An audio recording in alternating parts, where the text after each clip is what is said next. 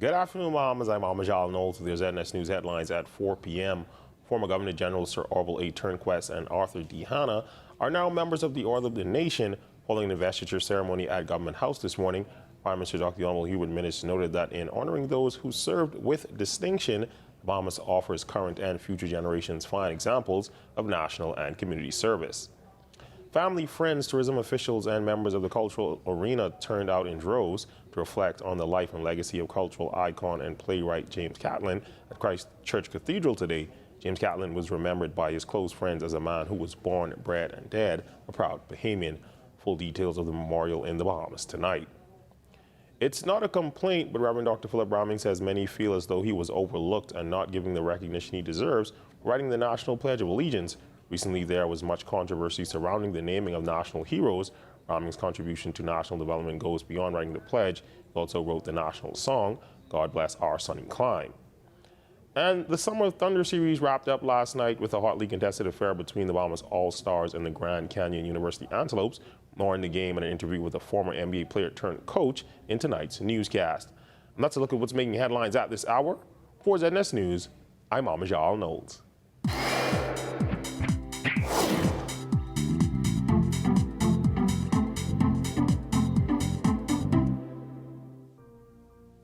I always said that he was going to kill her the way he beats on her. But I never thought that this day would actually happen. So I prayed to God to deliver her, to deliver them. Isn't that all I could do?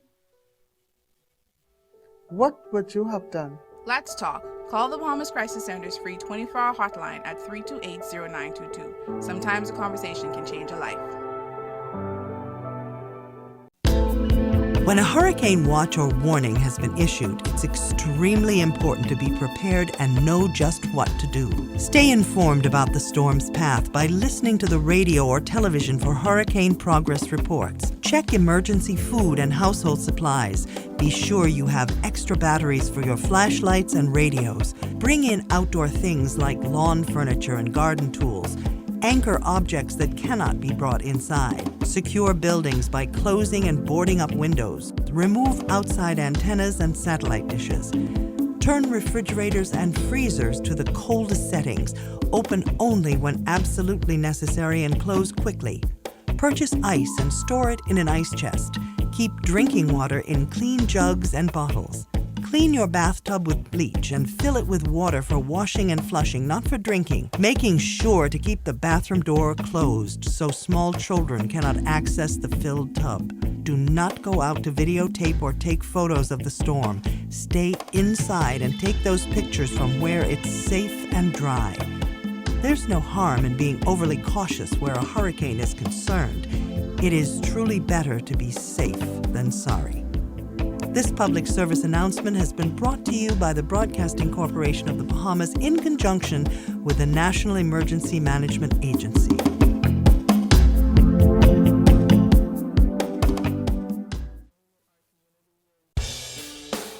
Now you can watch the ZNS network of channels absolutely free. That's right, ZNS is now broadcasting 3 separate channels, free to air on Channel 13. One channel has the regular ZNS TV HD programming. One is the Parliamentary channel, and one is the 24/7 television community page.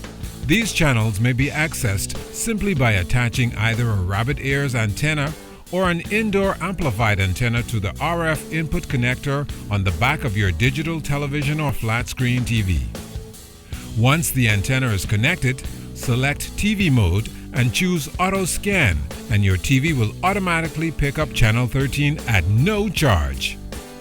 Once you're on Channel 13, just use the channel selector to go to each of the 3 ZNS free channels. Antennas are available on many sites online. Free TV, ZNS brings it back to you.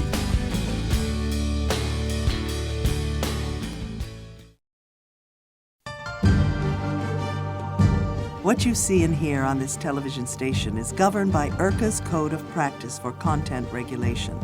The Code of Practice covers matters relating to program content that are of concern to the community, such as local content, news, current affairs, programs for children, advertising, including political advertisements, and the responsibilities associated with broadcasting in the Bahamas. The code also covers aspects such as access services for the hearing and visually impaired, and the procedure for lodging a complaint about anything broadcast by this station. The code is available on the IRCA website at www.ircabahamas.bs. To receive a copy of the code by mail or in person, you may telephone IRCA at 242-393-0234. Family Island dialing is toll-free at 1-242-300-8722. Or you may send a request by email to info@ircabahamas.bs. My name is Charmaine Strawn, and I'm responsible for IT training and development for the help desk here at Cable Bahamas.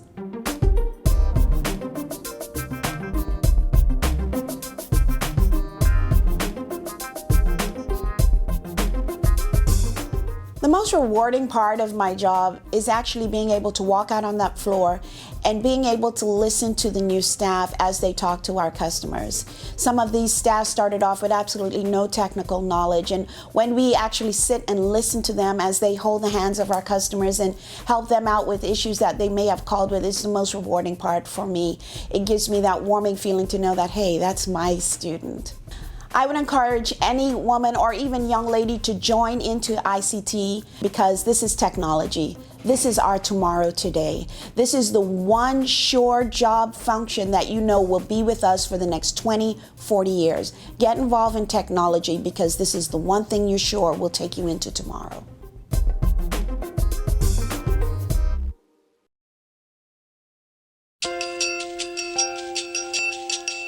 The Saffir-Simpson hurricane wind scale was developed in 1971 by civil engineer Herbert Saffir and meteorologist Robert Simpson, who was the director of the U.S. National Hurricane Center. It was introduced to the public in 1973 and began to be widely used a year later. Inspired by the Richter scale that measures earthquakes, the Saffir-Simpson scale was divided into 5 categories.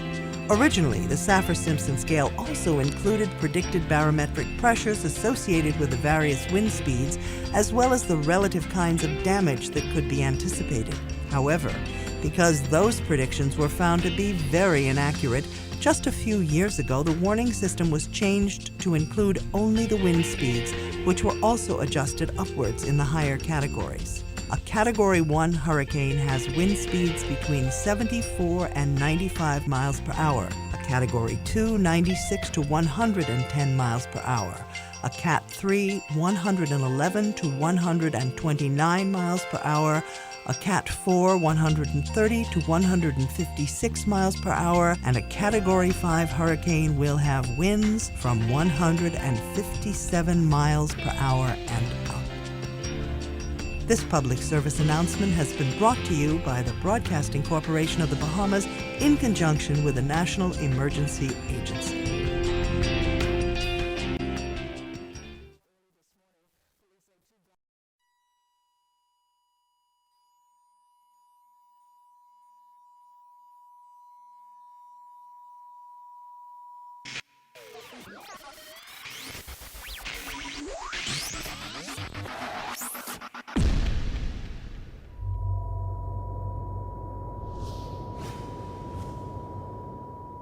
Ill Abilities is an international dance crew comprised of differently able dancers.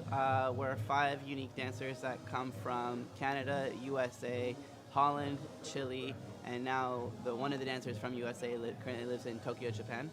Each dancer has been internationally recognized to be some of the best in the world, and so in 2007 I came up with the idea of creating a super crew and putting all these dancers together to be able to compete at an international level.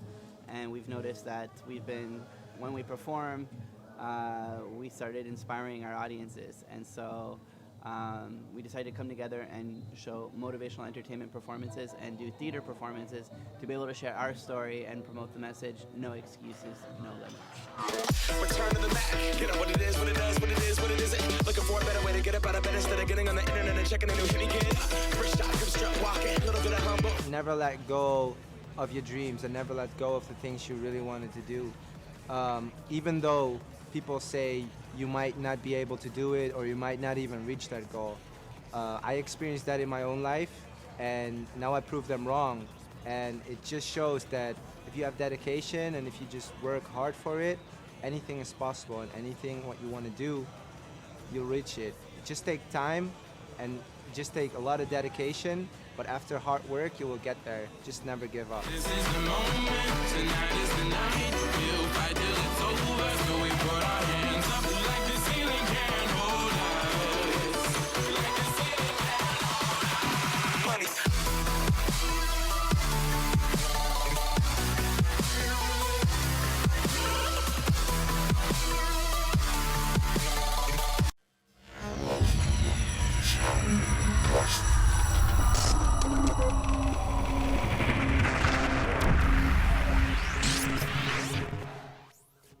You're watching the ZNS Network, the People's Station. We got it. Discuss your breakthroughs, national issues. This show will take you there. Yeah.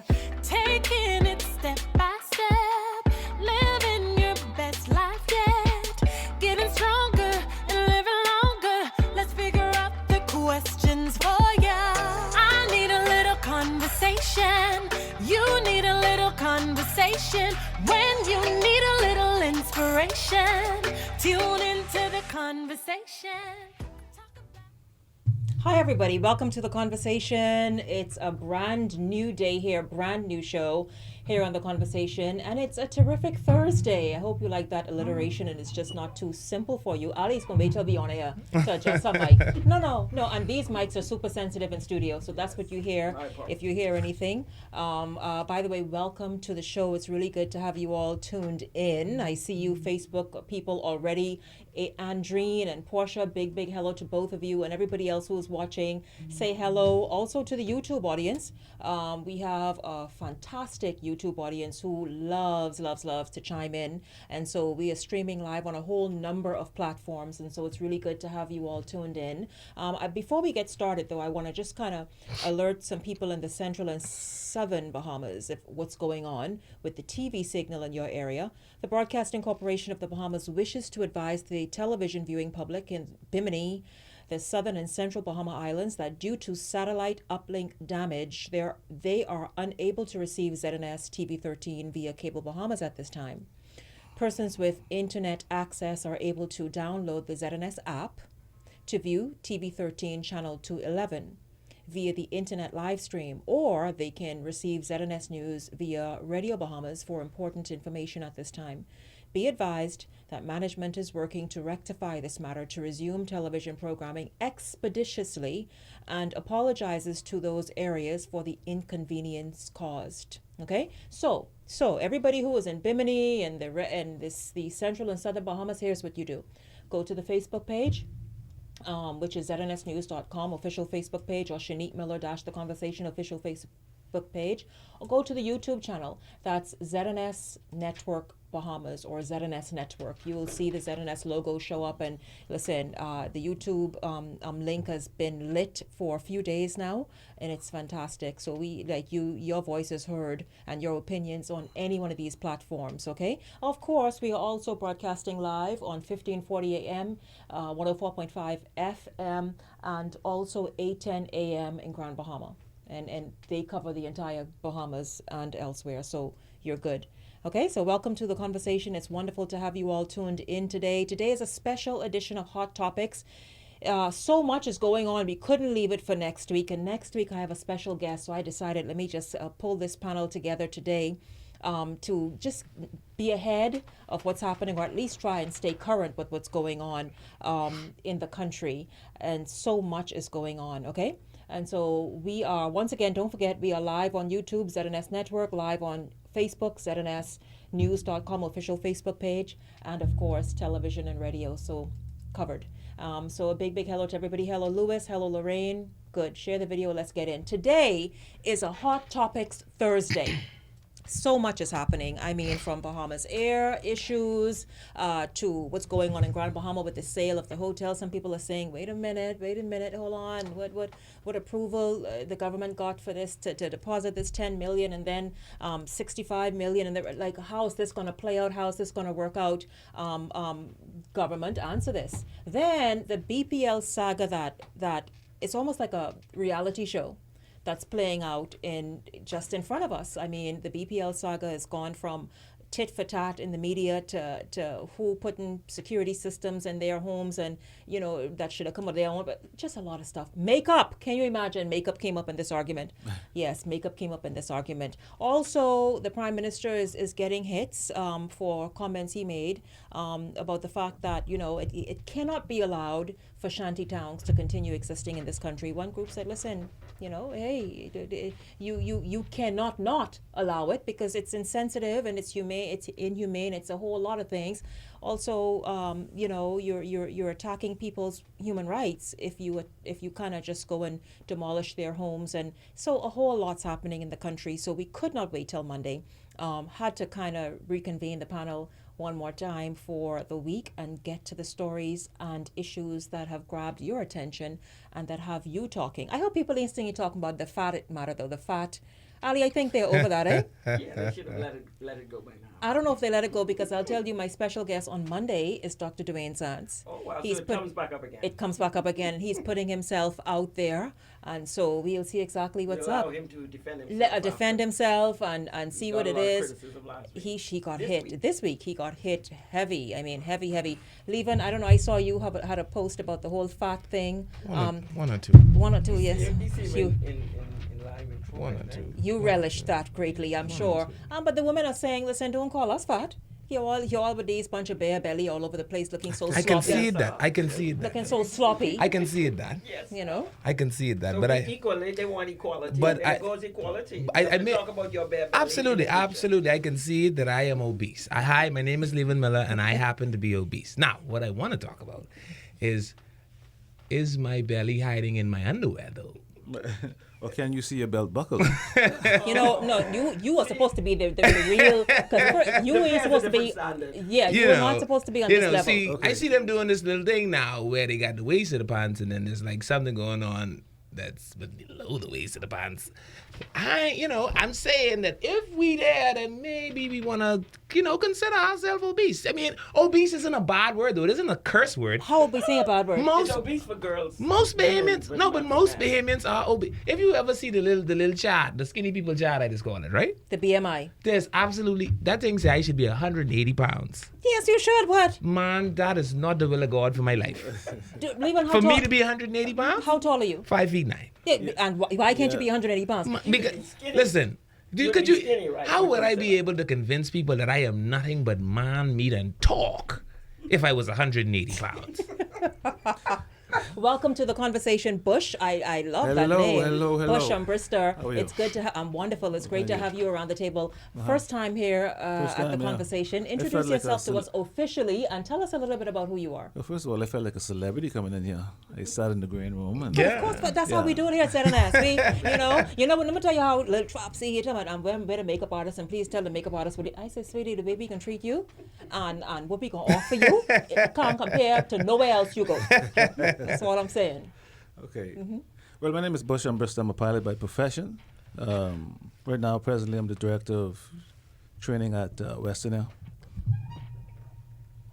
Yeah, director of training at Western Air. Been in the aviation industry now for about 28 years, and small business owner. That's good. It's wonderful to have you around the table. It's difficult to compete with people like Bush. Them like I don't take planes off the ground and stuff like that. No, that's that right there. That's why I respect, because that's a whole different level of levels right there. That ain't. And they always make it sound so easy. It's just fly planes. But he's saying firsthand. Yes, and he actually can fly. I've witnessed that. Yeah. Well, I would hope so. Yeah. Cheers, Bush. I would hope so. How long have you been in the aviation and a pilot and all that? Coming up on 28 years now. 28 years. So you're well experienced. Safe. I'm a safe pilot. You're a safe pilot. Yes, I am. Well, I mean, let's just go into the Bahamas Air matter because listen to me. Hot topics. Hot topics is correct because At the weekend, dozens and dozens, dare say, I don't know, hundreds, because it's back to school time. People are shopping. It's vacation time. Families are returning home, etc.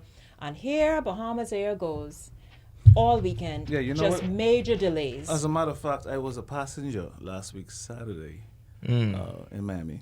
You were one of those experiencing all this major delays. Yeah, we were supposed to leave at 3 p.m.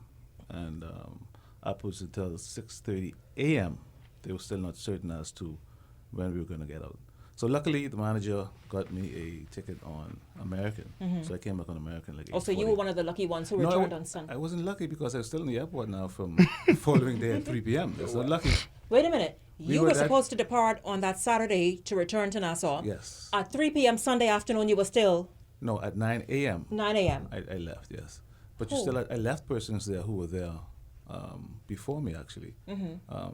Actually, there was a family that had just came off a cruise, and they booked for the, I think it was a 3 o'clock flight. So they left the boat at 7 o'clock a.m., so they're at the airport from 8 a.m., and I actually left them at the airport the following morning.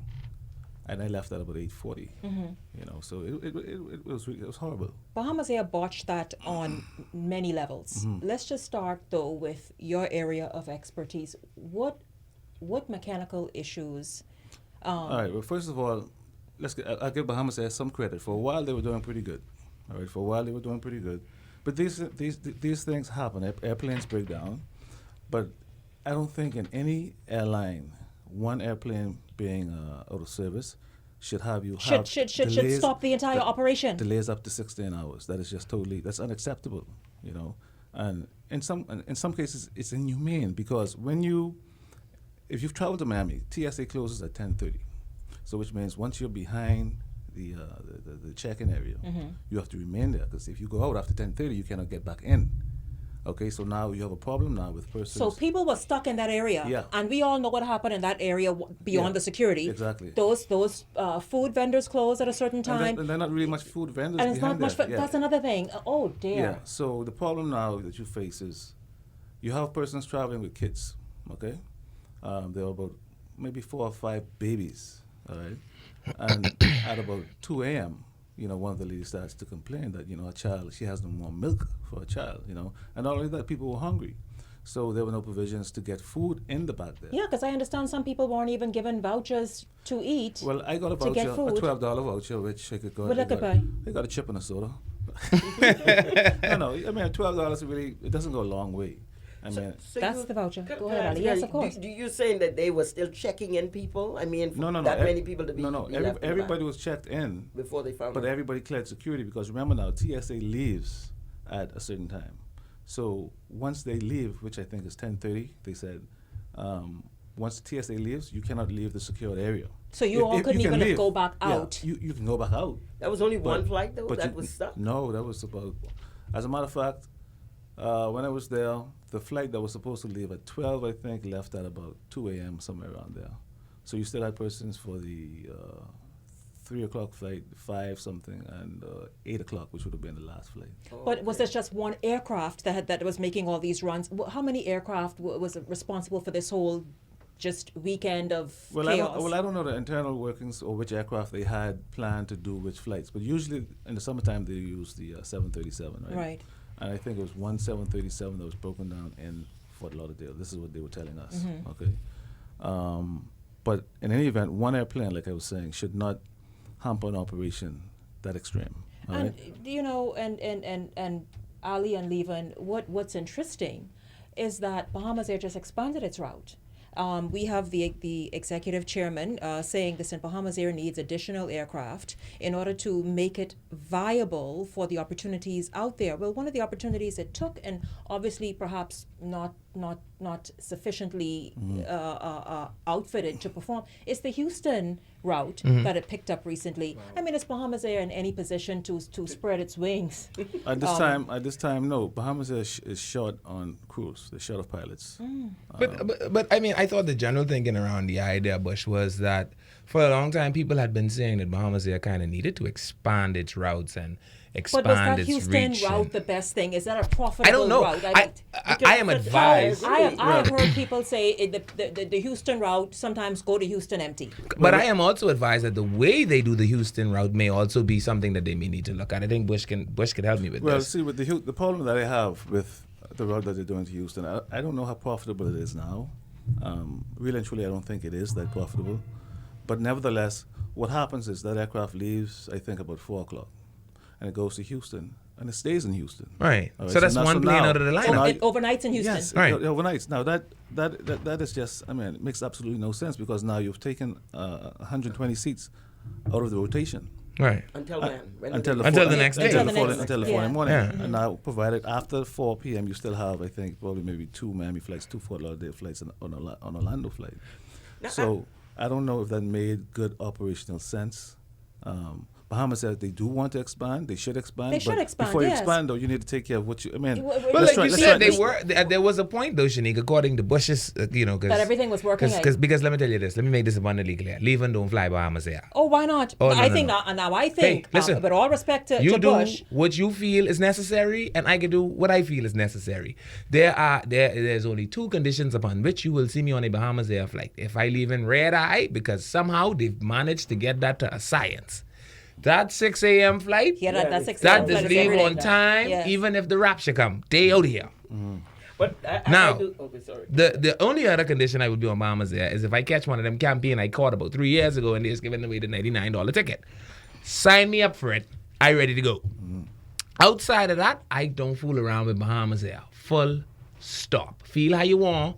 When you all fix your stuff, then call me. Leaving, you know what? You are speaking as a biased man here. who Feel is how you unpatriotic. want. Listen to me. Feel how you like. I also don't fly JetBlue. Feel how you want, but it. But that's I'm okay. not going. I think the issue is whether Bahamas Air flight, whether the Houston, because I was surprised when I heard that they had expanded to Houston. I know it's some special thing, right? Yeah. No, But- they're running but- the special, Ali, and I'll let you finish. But I just want to interject. They're running the special about the Beyonce and Jay-Z concert. Okay. And maybe trying to get Once a people to week? rush that. Well, how long they gonna have a concert for life? That's their concert tour is almost over. Oh, okay. So maybe And I getting think they people to come in wanna- south after that. Go ahead, I Ali. thought because Bahamas Air is it's difficult for them to manage what they're doing, which is Miami, probably Orlando.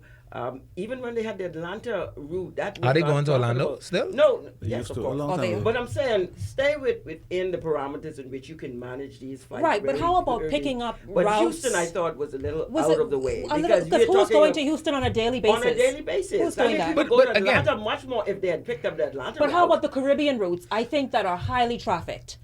Do they go to Jamaica? No. Okay, how about that? I'm sure Yeah, that'll be well, a They better. go to Cuba though. Now that is Well, Let's as a make matter of that is fact, the routes that third are condition profitable. upon which I will go on Bahamas Air. Let's make routes that are Well, profitable, that Bahamians travel on a regular basis, so that as we use the people's But money, Ali, 'cause that's where we get even right if back not, to. but the even if people's not money. Bahamians, I'll tell you, People when who are you're in a coming here. country like this, that we have other nationals here, particularly like a Jamaica route, Jamaica. a Haiti route, that is they highly go trafficked. to Haiti. They go to Haiti, yes. But what I'm saying, like a Jamaica, I think Yes, would be stay just within as those highly trafficked as managed Haiti. within those Go routes. to these areas. But when I went on Bahamas Air to Cuba, Cuba's fallen off now because it was remember, empty. There remember were now, about since 7 they- of us on the plane. Yeah, now they've opened up. The way Cuba flight was very profitable for Bahamas Air before I think Obama lifted some of the restrictions. Okay. Because I'm sure when you went on the flight, if you did, you noticed that you had a lot of Cubans. What they would have done, they would have traveled to Nassau, from Miami to Nassau, Nassau to Havana. And now, since some restrictions have been lifted, they have a lot more direct flights out Right. of the U.S. now into Cuba. Into Havana, yeah. So the Cuba flights now, the loads are very low. I Yeah. think the biggest issue, and I traveled out of Grand Bahama on a Bahamas Air flight. It was a big plane, and it was half empty. What was so this? they coming out Grand Bahama? out of Grand Bahama, Freeport. They have to be able to manage that. If we're sending, there is 50 people we're sending, send a plane that is going to accommodate 50 to 60 people. You cannot send The 737. 737 to pick up 50 people. The or question- 60 the question people. I'm having, and that right? that is what they need to get down to a science. The question I'm having, and this is the question that I had over the weekend, right? We're seeing that Sky Bahamas is on life support. As for why the Bahamas government still continues to compete with private carriers in the Commonwealth of the Bahamas, I don't know. I personally believe that they could have taken all of the, what is it, the A700s? Is that what they fly now? What are they flying now? ATRs. The ATR 700s? Yeah, 700s. And If 740s. they could have very well sent those to go get the people and allow Sky them and the rest of them to pick up these domestic flights. Now, But you see, that is what where was- management and, what was and, curious- and the decision has to come Let me from tell you what was- management. Why would you sell a This big is what was plane curious for to me, a few though. people and can't find a big plane when you need 300 Okay, people the sitting in Fort problem Lauderdale. I think at Bahamas is this, and it's been this way for many years. Wow. You have, all right, let me put it in layman terms, all right? The brain controls the body, right? The brain tells the hand to go left, the brain tells your feet to walk. The brain controls the body. The operational department is supposed to be the brain of the operation. Everything, the central, everything goes through the brain, all right? Customer service would be the body, okay? With Bahamas Air, it seems as if customer service is making operational decisions. And that's the problem. Wow, we're going to take a first break. I'll tell you this. Right now, I'm going to get to some comments on coming in on Facebook live streaming. Bush, you look like you got tons of fans. Everybody know about this. Team Bush. Yes. Yes, B-U-S-C-H at that. Get it right. Absolutely, get it right. Yes, Yes. We're going to take a first break this afternoon. It's a special edition of Hot Topics. I'll get to your comments on Facebook. Also get to the comments. Hello to you. We have Kenson Milan. Bahamas Air, I still love it, he says. This is YouTube Live. Stay exactly where you are. The conversation comes back right after this.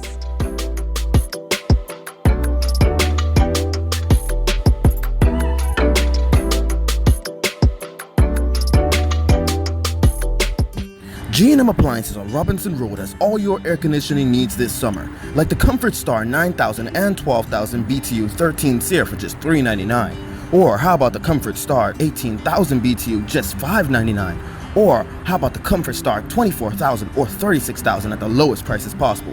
We also carry a large selection of air conditioning parts such as fans, compressors, filters, capacitors, or any part you may need. So, call today at 328-2083. We're located on Robinson Road. At Miden's Wholesale, the concept is simple. The more you buy, the more you save. Yes, the more you buy, the more you save. This means that at Miden's Wholesale, when you buy in the same group 3 products, you get 15% off, 6 products, 20% off, and 12 products or more, 33% off. Miden's provides you with the largest selection of pantyhose, socks, t-shirts, school supplies, underwear, and much, much more. You can also sign up to be a reseller of BTC and Digicel top-up and to save 33% on your purchase at Miden's Wholesale. We also ship to the Family Islands, and that's not all, because when you shop at Miden's, you can pay your utility bills, send MoneyGram, RIA transfer, and purchase tickets from Sky Bahamas and Western Air. So visit Miden's Wholesale today at any of 3 locations, East Street South, Robinson Road, or Lower Bogey, Luthra. Call 325-4434 or 676-4435. Everybody, I on TV. Look, I on TV. Mom, guess what it is? That's me. Bartend, do you see me? I on television. I gotta tell my girlfriend I on television. Hello? Babe, turn your television to ZNS. Quick, I on television. I don't have a TV in here. We have Wi-Fi though. We have Wi-Fi. That's fine. They upgrade now. You can watch it live from your phone. You just have to download the app. All right, hold on. Go to the App Store, type in ZNS, download the app, and you'll be able to watch ZNS straight from your phone. Hurry up and start over again. Get your news and more anytime, anywhere with the new ZNS app. Stay connected from around the globe with our live stream news updates, all in the palm of your hand. You can also listen to the ZNS Radio Network for your favorite music. Go into your Apple or Google Play Store and download the ZNS app today. Miss I's a star now. I still gotta pay. What amazing idea to go into the communities and into our world and into our country and into the homes of people and into the lives of outstanding and extraordinary people all over the country. I think that telling those stories, again, helps us to connect to the notion of okay, how can I live a better life? How can I be better? This is how this person achieved it. Where can I find common ground so that my life can match up as well? And so Ordinary People is an amazing, amazing concept, and I'm excited to be a part of the Ordinary People family. I lived in fear for my life. I lived in fear for my children. I lived in fear of how I'd provide for them. I thought that he would change when he promised he would, and I forgave him every time he said that he was sorry. I became devalued as a human being until one day I ceased to exist as one. Let's talk. Call the Bahamas Crisis Center's free 24-hour hotline at 328-0922. Sometimes a conversation can change a Or life. $36. Hank Johnson. Now that Bahamas residents can fly or cruise free to the family islands, what are your summer vacation plans? We're going to the news room. And there is no better time than now with the 2 Fly or Cruise Free promotion, where all residents of the Bahamas can fly or cruise free to the family islands from Nassau. Refresh, reconnect, and unwind in the family islands. For details, go to bahamasresidents.com and fly or cruise free to the family islands today. Hush Puppy, Easy Strider, Clarks and more. Shoe Creation have a wide selection and lowest prices on authentic Nike backpacks. New arrival for ladies and men, including you teachers. Footwear to complete your summer look. Visit or like Shoe Creation Bahamas on Facebook to see more styles and prices. Shoe Creation, located Balfour Avenue. Do you know that a 10-year consumer loan like back to school or auto repairs will cost you more money than you actually borrowed? Stop wasting your hard-earned money. If you need short-term cash, bring your money matters to Money Managers, and we'll help you save. For fast and convenient service, you can apply online at moneymanltd.com. Download our mobile app or call us at 356-3555. Money Managers, we're responsible lenders for responsible people. Government salary deduction only. The views and opinions expressed on this show or program are not a reflection of the Bahamas Radio Network and, as an extension, the Broadcasting Corporation of the Bahamas. Let's talk about love, health and wellness, transformation, yeah, we got it. Discuss your breakthroughs, national issues. This show will take you there, yeah. Taking it step by step, living your best life yet. Getting stronger and living longer. Let's figure out the questions for ya. I need a little conversation. You need a little conversation. Welcome back to The Conversation. It's a special edition of Hot Topics Thursday. We are talking about the issues, the big stories that had you talking all week, since the weekend, in fact. This one that we're on, the Bahamas Air saga, that had hundreds of people just, I understand it was a fighting day, Bush. You know what? They called the police. But listen to this. They called four police officers came in the back there at about, I'd say about 2:30, right? And people were carrying on by. Because actually, at one point, some persons got on the airplane, then they took them off the airplane. Then they said the aircraft was on the way. It's supposed to be a jet. Come to find out it's a 70-seater. I mean, it's just one big mix-up. But when the police came, I thought, oh boy, here it goes. I thought someone was going to get locked up. Mm-hmm. But after the police officers heard the story, they were like, oh my God. So they just sat in the corner, man. So the police officers were like, you know what, I'm sorry for these people. They were sympathetic towards the person because you had crying babies, you had kids, people were hungry.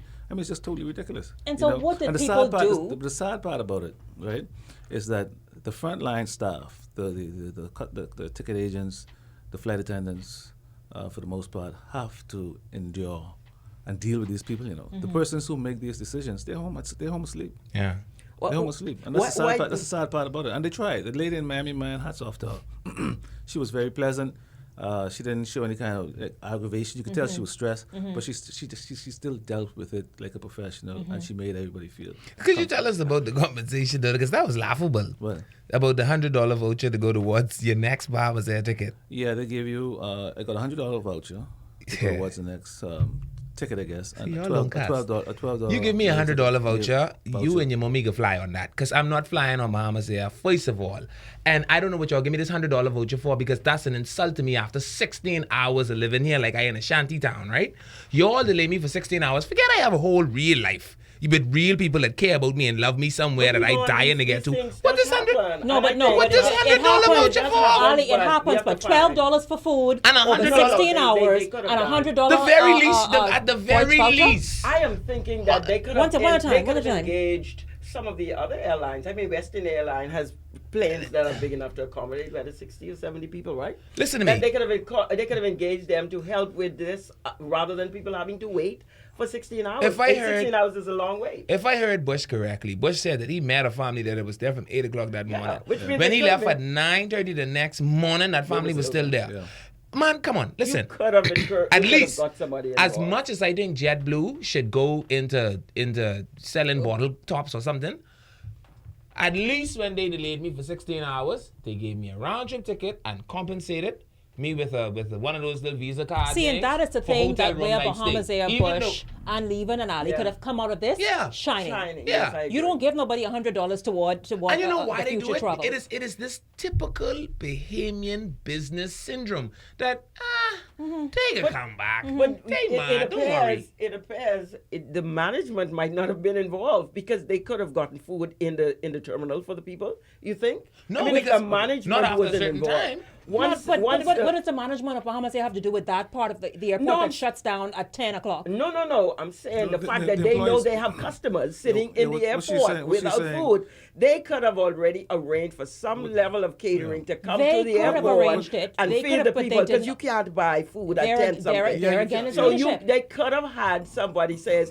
listen here, go to a wearer place, find sandwiches and get it to the airport. Now, the people are there. They're not going to be leaving I anytime agree. soon. So As a matter let's of have fact- a feed. as a matter- I've been stuck in airports. I've traveled a lot. And I've been stuck in airports on many occasions. And sometimes that's what the airline have to do if their people are stuck. Yeah, and the employees can go back. Can go back and forth, but not the passengers through the. Exactly, because the employees have all clearance. Because I've seen flights where American was delayed, and I mean they brought in tons and tons of pizza. They had pizza left over. Yeah, Right. like You know, no pizza so- places open. Yeah, but So see, there Bahamas, again. but then, like for example, this is the summertime. It's the busiest time. Yes. Bahamas, they added on additional Miami and Fort Lauderdale. 'Cause I flights. wanted to Why talk would you about do that. that if you I are already wanted to talk about that. understaffed? If you're already stretched, You're already stretched and you're going to cannot- add on cannot flights. sufficiently Now, accommodate those another flights. issue. They have an 8 o'clock flight, right? That leaves here to go to, I think it's 8 o'clock that leaves to go to Fort Lauderdale, right? Now, the problem with it is this. It's scheduled, so which means you cannot clear, because when they advertised it, I think they said that you have to have a U.S. visa because you cannot go through pre-clearance. Through pre-clearance, Pre-clearance is closed, okay?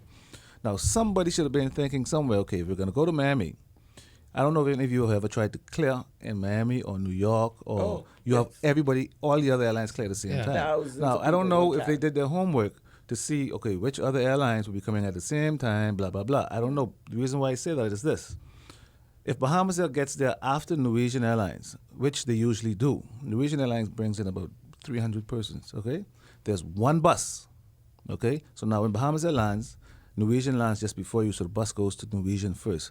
That one bus has to move about 300 persons back to customs, back and forth between customs. That's about an hour. So now Bahamas Air passengers have to sit on that airplane until Norwegian passengers have all been disembarked from the airplane. Then the bus comes to Bahamas Air. That's a big inconvenience. You understand me? So now, like I say, who's making these decisions? Yes. Because, But- because but- to be honest with you, I hate to be blatant, but that is a stupid decision. And a Why lot of would they- Bahamians do not have visas. And the So why question would is, you have a flight at that What? hour? No, but I mean, obviously, No, all of the having people a on flight- that flight have visas, right? So that becomes a non-issue. But my issue is, why would you then, if you know your resources are already stretched? And I can tell you why they did it. Because if you were to check ticket prices in the last 2 weeks, tickets were somewhere in the area of about $460, $562 to go to Miami, right? So Bahamas Air saw this as a golden opportunity to golden pick up some opportunity, coins, right? yes. Yeah. But if you know that you didn't have the capacity, I'm sure if you count out the amount of money that you gave out in these very insulting $100 vouchers, you may realize that you may have only broken even, or probably may even be in the red now after your delinquents with these customers. Now you have dissatisfied customers. You have a terrible customer service experience. People are not going to want to travel. There are some people that were just trying to hold on to their patriotism, right? Because apparently that is the reason Bahamians still fly this thing. Now, think about the irreparable damage that you've done in your haste to pick up a couple of quarters off the ground. I mean, how many flights did you, in fact, run through this domestic section of the airport? You know what I mean? It's bad planning, and I can't say that I blame the managers entirely. I'll tell you why. There's something that's called a technocrat. There's something that's called a bureaucrat. Bureaucrats need advice. Yes, they do. They don't mind. Listen, I keep telling y'all, don't mind these people been to college and got all these degrees. They're smart. They need to be told what to do. Someone needs to tell By them, some sir. experts, yes, people If who we know it. do this, Yes. I understand what your textbook tell you will happen. Let me assure you, that will not happen. Well, that is where Or we will need a contingency. And I think that the operational team of Bahamas Air ought to have said to whoever management is, listen, you are creating a quagmire. Because in the event, A, a plane goes down, we now have no contingency. In the event, B, the Texas flight overnight, we now cannot use that as argument. And I don't think that the bureaucrats were advised correctly, and I think their head should equally roll. We have, Ali, 1 second. Let me just get some Facebook comments in. Hello to you, Indy. Indy is watching. Nisi, who was on that flight, by the way, hello, Nisi. Nisi says, we had to wait almost an hour and a half waiting on the runway on Friday evening. Here's Portia. Portia says they've gotten a lot better than they used to be some years ago. Some years ago, yeah. Some years ago compared to. Antoinette is watching. Antoinette says, I love Bahamas Air and any carrier that leaves the Bahamas. Bahamian pilots are the best in the world, especially you, Bush. Here is Ranji. Ranji, I think Ranji talking about your comments, Lieben. Shenique, I am telling you, this is Antoinette, that you Bahamians hate on their own. I've traveled the world and internationally, we are one of the safest. Yes, Bahamas Air's record is... Compared to what? Well, what do you mean? let me touch on that. First of all, two things. First of all, Bahamas Air, Bahamian pilots, yes, I agree. We are the best, right now. But to be quite honest with you, people compare Bahamas Air to other airlines all the time, right? Mm-hmm. Okay, but they do have a safe record. Mm-hmm. And crews are very well trained. I know a lot of them personally, pilots, flight attendants, all of them. But to compare Bahamas Air to American or US Air is totally unfair.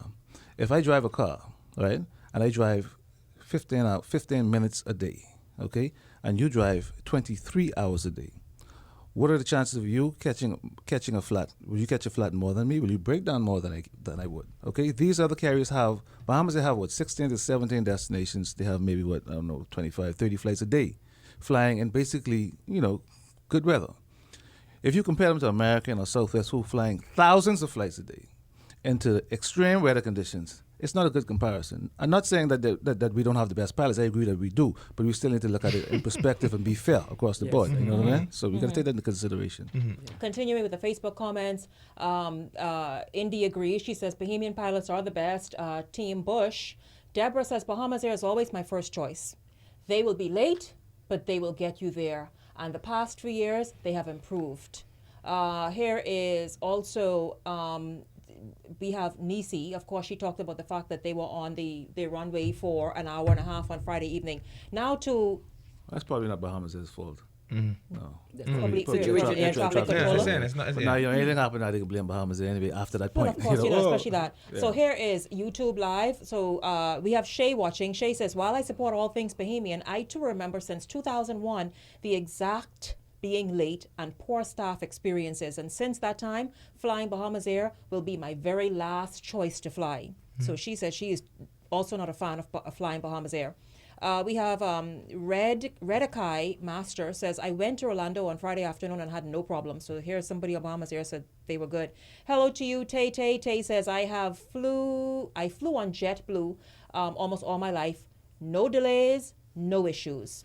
I can't share that. Hello to you, Gregory Gordon. A big, big hello to you. Thank you so much for tuning in. And that is the Facebook, that is the live YouTube audience. Listen, we're going to take a break. Okay. Have that point right there, Leven. We're going to have the first word when we come back. We're going to take a break and come back with more of the conversation right after this.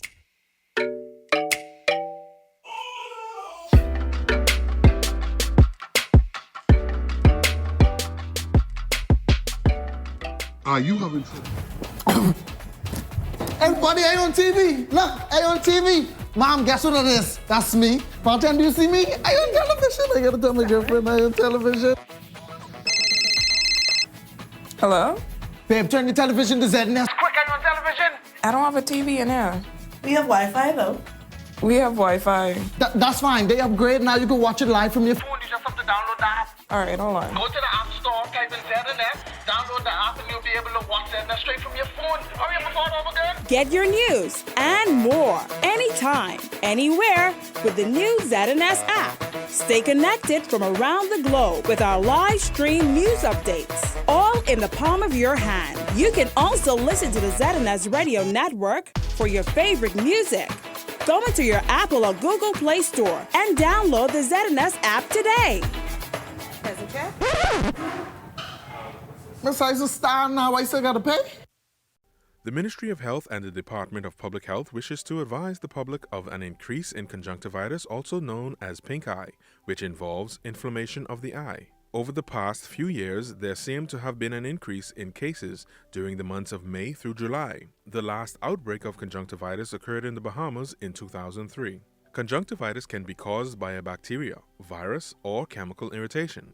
Symptoms include redness, swelling, itching, a watery or pus-like discharge resulting in sensitivity to light and blurred vision. The ministry assures the public that it is monitoring the increase and has taken the necessary steps to mitigate its impact on the community. Laboratory testing is ongoing so as to identify specifically the causative agent. However, to date, all swabs taken from patients presenting at clinics have tested negative for bacterial causes. Additional medication has been acquired and distributed to the government clinics throughout New Providence and the Family Islands. Conjunctivitis is easily spread from one person to another. To prevent the spread, persons are encouraged to do the following.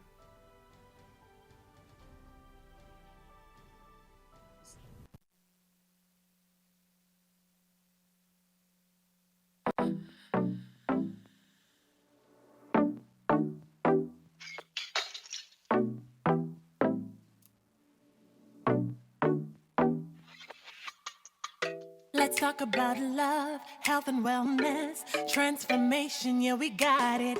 Discuss your breakthroughs, national issues. This show will take you there. Welcome back to the conversation. It's a special edition of Hot Topics. Yeah, we're talking about the stories and the issues that have your attention. And so we're just going to continue with our conversation on the airline industry, specifically Bahamas Air and I guess the mayhem. I mean, police had to be called in. The police were so sorry for the people in, which airport was this? Miami? I was at Miami. Miami International, that they were like, you know what, y'all, yeah, we got it. We understand. Let's just sit right here and y'all do what y'all do. It turned out to be very, very rowdy and push. So people at a certain point still having to hang on in the back there because they were already checked in and passed security, could not get anything to eat. And you know what, the sad, like I said, I go back to this, the sad part about it is that the frontline staff, the customer reps and the boarding agents get the brunt of it. I just said that because I was actually feeling sorry for the passengers and the employees. Because you understood both. Yes, both and I could see the stress on. It's only like 4 employees and 1 manager on, and I could see the stress on her face. But Lord, man, I felt sorry for her. And one more thing, the world has changed so much now, and Bahamas needs to understand this. You cannot tell me that an aircraft is on the way, and I'm going to believe you now. There's an app that's out.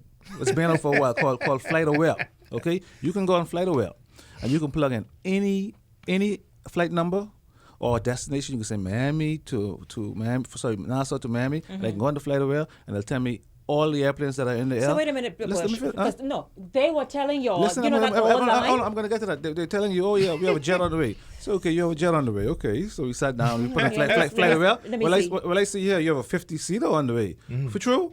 I said, yes. So the communication is off. At one point, I went to the agent at 5 a.m. and I said, excuse me, ma'am, please, ma'am, what time do you honestly believe we're going to leave? She said, let me check. And she didn't call a dispatch. You know what she did? She went on to FlightAware. So when I saw that, you know what I said? Oh, I saw this movie before. Yeah. The good guy died in the end. Yeah. Yeah, it was sad, man. It's sad. So communication and that is the key. line has been, that line, or the flight is on the way, a jet is on the way, that has been given for decades. You cannot use it no more because now we can go on our phones and we can see who was on the way. Yeah. Wow. The only person that we wouldn't know on the way is Jesus. Yes, that is correct. I'm being honest with you. I have one question though. I understand that it's a common practice when they have those type of delays to bus people from one airport to the other airport. I have not seen that for a while. But I would think that they would do that, or when they did it, it was more feasible to do that from a financial point of view. But the reason I'm asking the question, Bush, is because wouldn't it be easier to just have this backup at one airport rather than to have this? No, sir. No. I understand. First of all, no. Because you could send all your planes to that one but airport. at that time, see, you're talking about a time now when, first of all of the managers who make the decisions probably are asleep. All right. And if you're talking about moving 200 persons from Miami to Fort Lauderdale, where there's an additional 120 persons. You're now putting more stress on the staff there also. So all these things you have to take into Well, the consideration. fact is the management, Bush, and I'm listening to all of those things, and me being a frequent flyer knows that when you have those kind of things, this is where the entire management now of the organization has to now come in. You cannot leave the frontline staff, That's right, who you have to have pity for sometimes, as Bush said, because they have to tell all of the lies that a plane is on the way. The whole management, nobody could be sleeping when you've got 300 people in Miami and Fort Lauderdale airport's back up. Because I had called also in regards to getting into Florida last week, and it was booked solid, Miami, Fort Lauderdale, Orlando, on almost every airline. So until the end of the month, that's the end of August. So which means if every airline was booked solid, obviously there was going to be an issue at some point. And so that is the issue now. The fact that if they weren't running as consistently or they weren't running on time, there was always going to be a backup. So I am saying that the management has to come into full operation whenever there's a problem. And as you said, sometimes they need to be booked somewhere else. But where are you going to book them, as you say? The pressure comes when you take them from Miami to Fort Lauderdale. Okay, so then my question is, so we bring in the management, and according to Bush, they're not the most apt. But they can't be sleeping, when you say obviously. okay, understand me. Like for instance, when I was there in Miami, the manager of the Miami station was there. No, I'm not talking about them. I'm talking about the board, the corporation. Those people. Oh, you're talking about the executive. Nobody should be sleeping in Nassau when there's 300 people in Miami. It shouldn't. But what good would it do for me to have this financial major who happens to be the chair of the board of Bahamas? Who's this? Isn't he a finance major? No, I think Tommy Turnquist is the chairman. Isn't he a finance major? Oh, you're saying he's a finance major? Okay, yeah, okay. He's a banker. Yeah. What good is he? What good is him being awake gonna do for me? But you see, and the thing is, that is why, as I think everybody kind of said, particularly you, Levan, put people where they can Or at properly least- function, or have other experts around the table. Well, they have, and what I'm trying to say to you is, Bahamas, they have this. They have a dispatch that has a license that has been trained to do this thing, okay?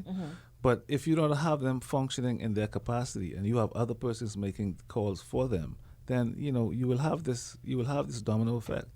All right? So you need to let people do their job. Let people do All right, exactly. stay out of it and let people do their job. To what the experts say. Political interference. For example, if we're the executives of Bahamas, we say, okay, we want to add 2 flights on to Milwaukee. We want to do it on a Thursday and we want to do it on a Sunday. Okay. So now the board sends that to the manager, right? The manager goes, you should go to your dispatch. Okay, we want to do this. Can this be done? Let them do their study. Let them find out how Milwaukee works, how the ramp area works. Is it feasible with flights you have coming in? Can we clear? And they say, okay, we can do this. Now talk to customer service. Customer service check to say, okay, will my customers be comfortable? Will there be a lot of times when my customers have to sit on the aircraft and wait for a bus to bus them back and forth? Let everybody come to the table, and then you make a decision, okay, let's do this flight. But I don't think it's happening that way. I think someone's just sleeping at night, jump up and say, hey. With a brilliant idea. I want to go to LA. Yeah. Let's go to LA. Let's start on Tuesday.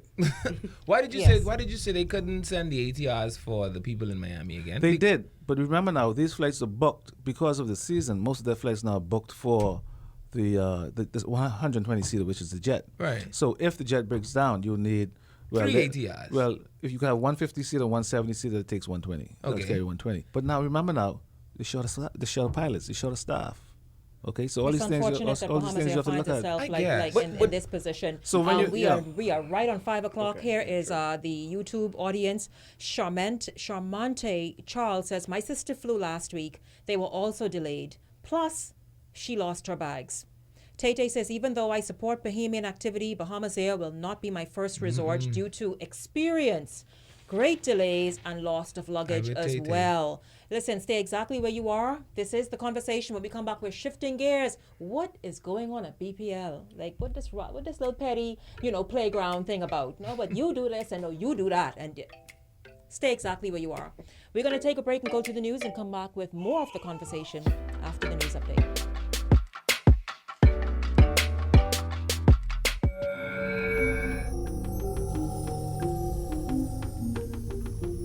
You're watching the ZNS Network, the People's Station.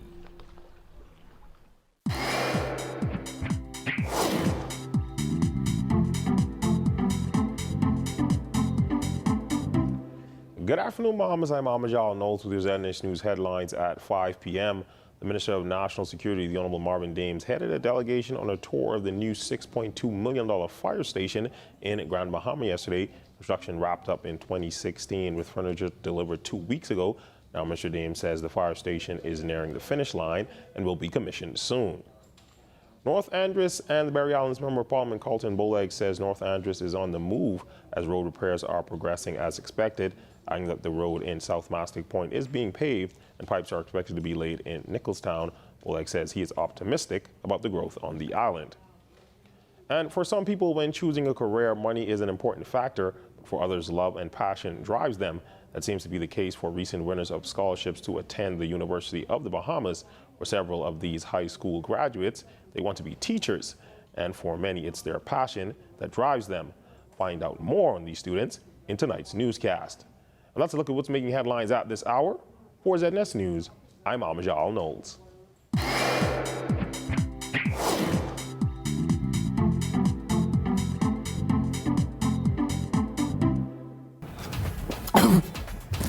Everybody, I on TV. Look, I on TV. Mom, guess what it is? That's me. Bartender, do you see me? I on television. I gotta tell my girlfriend I on television.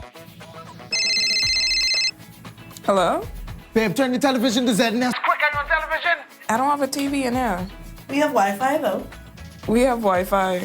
That's fine. They upgrade. Now you can watch it live from your phone. You just have to download the app. All right, hold on. Go to the App Store, type in ZNS, download the app, and you'll be able to watch ZNS straight from your phone. Hurry up before it's over again. Get your news and more anytime, anywhere with the new ZNS app. Stay connected from around the globe with our live stream news updates, all in the palm of your hand. You can also listen to the ZNS Radio Network for your favorite music. Go into your Apple or Google Play Store and download the ZNS app today. Miss I's star now. I still gotta pay. The Ministry of Health and the Department of Public Health wishes to advise the public of an increase in conjunctivitis, also known as pink eye, which involves inflammation of the eye. Over the past few years, there seemed to have been an increase in cases during the months of May through July. The last outbreak of conjunctivitis occurred in the Bahamas in 2003.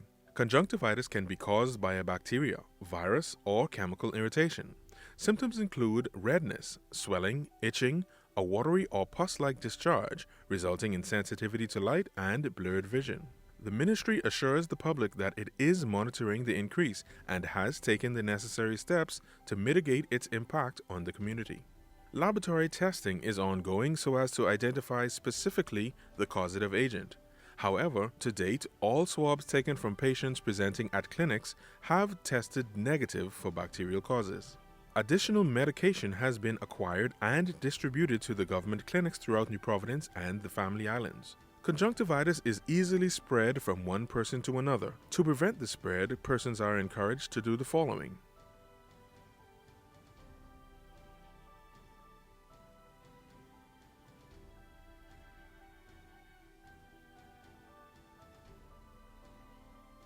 Persons experiencing symptoms and believe that they have been exposed to conjunctivitis are asked to see their healthcare provider or the nearest community clinic. Further information on conjunctivitis can be obtained from the Department of Public Health Surveillance Unit at 502-4737, 397-1021, 502-4776, or 502-4790.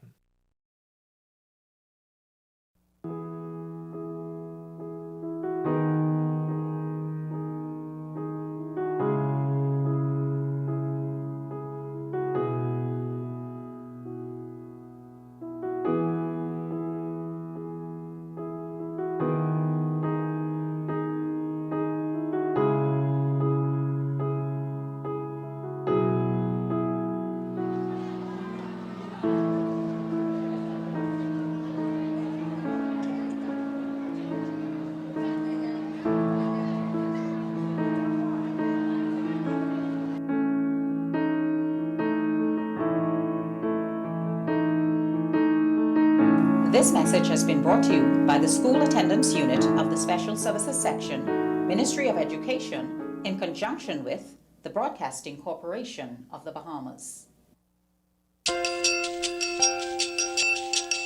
The Saffir-Simpson hurricane wind scale was developed in 1971 by civil engineer Herbert Saffir and meteorologist Robert Simpson, who was the director of the U.S. National Hurricane Center. It was introduced to the public in 1973 and began to be widely used a year later. Inspired by the Richter scale that measures earthquakes, the Saffir-Simpson scale was divided into 5 categories. Originally, the Saffir-Simpson scale also included predicted barometric pressures associated with the various wind speeds, as well as the relative kinds of damage that could be anticipated. However, because those predictions were found to be very inaccurate, just a few years ago the warning system was changed to include only the wind speeds, which were also adjusted upwards in the higher categories. A Category 1 hurricane has wind speeds between 74 and 95 miles per hour. A Category 2, 96 to 110 miles per hour. A Cat 3, 111 to 129 miles per hour. A Cat 4, 130 to 156 miles per hour, and a Category 5 hurricane will have winds from 157 miles per hour and up. This public service announcement has been brought to you by the Broadcasting Corporation of the Bahamas in conjunction with the National Emergency Agency. And entertaining Bahamians. Put our record up against any other, and you will see that there is simply no comparison. The views and opinions expressed on this show or program are not a reflection of the Bahamas Radio Network and, as an extension, the Broadcasting Corporation of the Bahamas.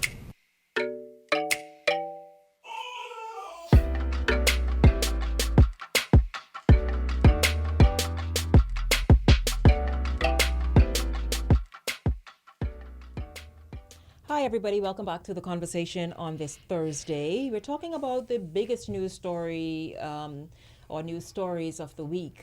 This is the issues that have your attention and had you talking all week, really. And so we're going to get back to that in a minute. Today's show is brought to you by the Ministry of Finance, Almighty Computers, Miden's Wholesale, USA Flea Market, S&M Uniforms, Money Managers, GM Appliances, and Club One Fitness Center. Thank you all so much for coming on board the conversation. Really, really good to have you all on board. I will tell you more about these companies at the next break around 5:30 or so continue to stay tuned in. Beneva Charlton says Bahamas Air is still behind the times. By the way, hello to you, Bushy. Hello. Hello. Yes. Bush sound like a celebrity? Yeah, Bush is a very popular pilot. I tell you. Very, very nice. Welcome back to the conversation. This last comment on Bahamas Air. Nisi says, keep praying for Bahamas Air. JetBlue was backed up too in Fort Lauderdale. Also were other airlines in Fort Lauderdale. So it must have been problems. It must have been problems from the tower.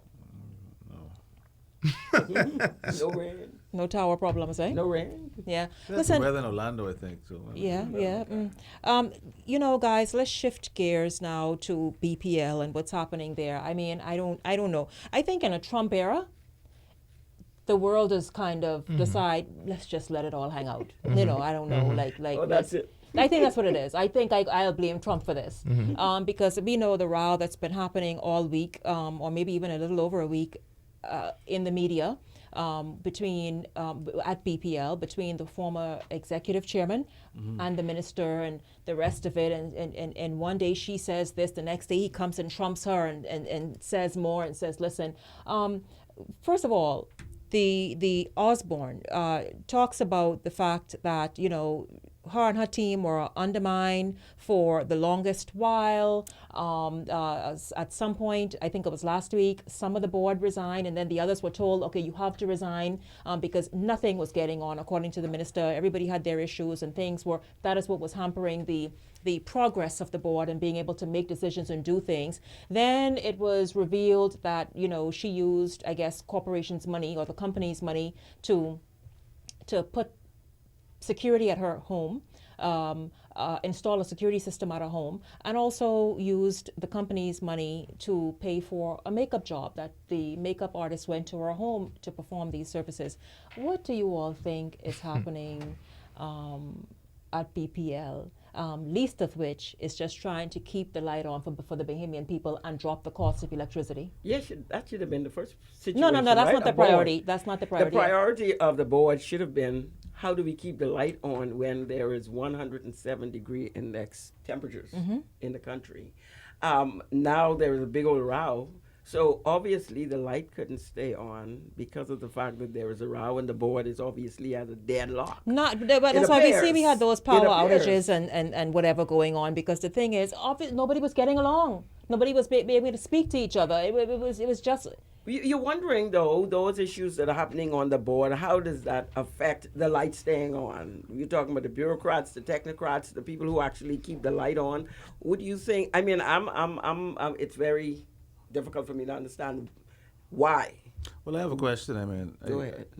If you're talking about the makeup that costs $750, okay, I can understand that, right? Only that. You can understand? Yeah, I can understand that. Okay, that's fine. But now, here it is. The guy, Rollins, I think he's been made an executive chair. The executive director. What kind of experience does he have? As far as I know, he was just the manager of directory services. And now he's making, what, $206,000, $180,000, and then with perks up to $206,000 a year. That's plenty of money. The executive director. No, the executive chairman. No, he's now an executive director. director. That's the executive director. And he's also on the board, yes. Yeah, so do we really need him? I mean, you have a CEO and you have an executive chairman. A chairman. So this guy here who comes from directory services to make $206,000, that don't make no sense to me. I'm not talking about the $750 for makeup. No. That's chump change. Okay, so now if you're spending public funds, I mean, things have to make sense. Maybe that executive director post is so critical and vital to BPL really getting out there and keeping the lights on around the country that maybe Rollins is totally necessary to be there. Foolishness. Well, my take on it, right, is first of all, somebody ought to find a way to lambast Desmond Bannister and fire him as Minister of Works. He's terrible. And it's obvious because he created this three-headed Would you say he's terrible at Ministry of Works or at BPL? Break that down, because at BPL, the roads, what? His entire portfolio is obviously in the wrong hands, right? Nothing works. Listen, this entire island looks like a shanty town now, and I blame Desmond Bannister for it. All right? The roads are a humdrum. The street sides are littered. The street sides overgrown. I mean, I am hopeful this isn't the way his yard looks, because this is unexplainable. If I were Prime Minister and I drove around, see, that's the problem. I think this Prime Minister only is drive the Bay Street Strip.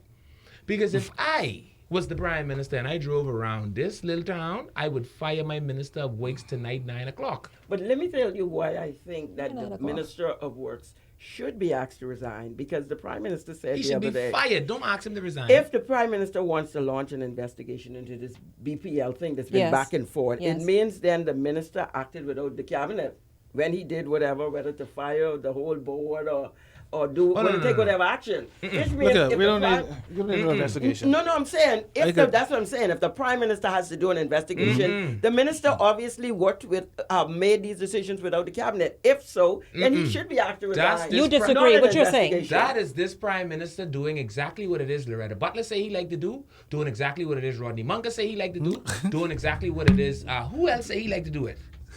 There were a number of people that says that this Prime Minister, before he was Prime Minister, had a wonderful talent of fabricating magical stories that only him one could see and or understand, right? And that he wasn't very skilled with being forthright most times. What you say, Bush? What you saying? So the Prime Minister now saying, "Oh, we got to investigate that." It's just him doing more of what it is they said he used to do. So you think it's a deflection? What do you think it is? I think he lying. He's just not in control of his Cabinet. I think, you touch a good topic there.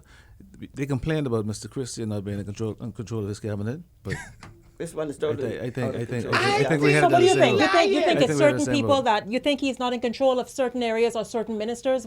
The minister should not have been allowed to do all of this without cabinet consent in the first place. For the prime minister to now say that he's going to launch an investigation, according to the story I read in the paper, it said that he spoke with these people, Osborne them, earlier the day before he went to Lukaya, Right. Grand Lukaya, and he told them that he's going to launch an So I read investigation. the same story. How in the world you did not have the facts? Did What you you meet with these people? You didn't. Okay. He didn't even indicate that he met with the minister. And on top See, of that is what made me felt that there's going to be some undermining in here, and it's not going to end well. Because you should have met with your minister. Oh, boy. It should have said in the press that I met with the minister. Was and that- informed. was informed. Went to this so meeting yeah. with That story Osborne. does Yes. not even indicate that he's met with his minister and then he met with these people. So these people have a query, and then now he's going to launch an investigation. So you mean your minister did not inform you in terms of what was happening in BPL?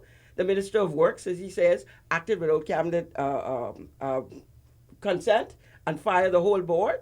I mean, that becomes an embarrassment to the entire government. The prime minister is lying. Listen to me. That's a point. Donald You would say the can't say the prime minister is lying. But what I would say, Listen to me. Before he was prime minister, people said the man had a difficult No, but that was telling the truth. but Levan, I'll tell you this. And Do you think that even when prime minister, he left? Bush, You gotta be fair. Levan, listen to me. Listen. Those people at the time had their own agendas and reasons for saying that. I don't Okay. want to reflect on what happened before he became prime minister. Well, let's look at something else. Donald Osborne was on a radio interview the day that the board was dissolved almost.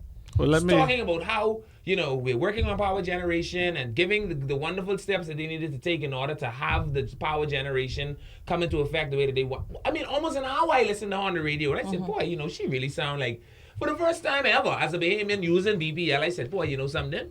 I know she just baffling me, but I am completely baffled because she sounds like they got what it takes. How is it that within 24 hours of this radio interview, the entire board gone home, and now a week later the prime minister gets up and says, "Oh, I need to investigate that because I don't know what happened." Well, Miller, first of all, right, I wouldn't say that the prime minister is lying. I give him the benefit of the doubt. I right? say lying. No, hold on. Be lying. But I could do this investigation right now in 2 minutes. Probably after production. Let's hear it. Basically, the whole board resigned, but one person is back on the board. Yes. Okay. And I've said this before. If you read, just read.